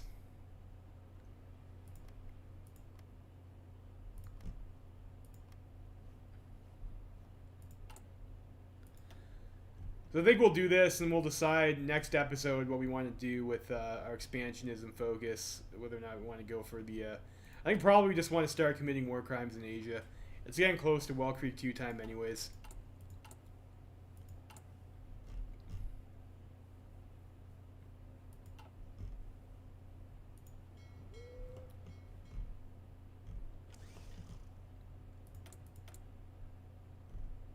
We'll do the extensive land reform.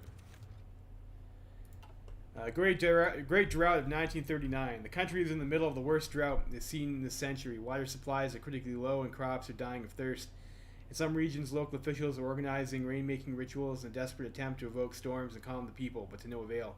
Fortunately, the drought is mostly affecting southern Korea, western Honshu, and the southern islands, and although rice harvests have dropped significantly, no state of famine has developed. However, the disruption to food production from the drought is severe enough to force us to close down several rice exchanges, including the famous Dojima Rice Exchange, and control the rice supply directly, at least for the time being. Well, at least no one is starving yet, I suppose. I mean, I guess that's a plus. Let's steal some more blueprints.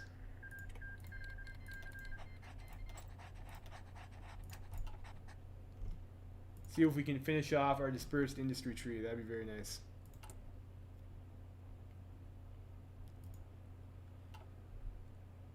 Let's need some experience to continue on our doctrine path.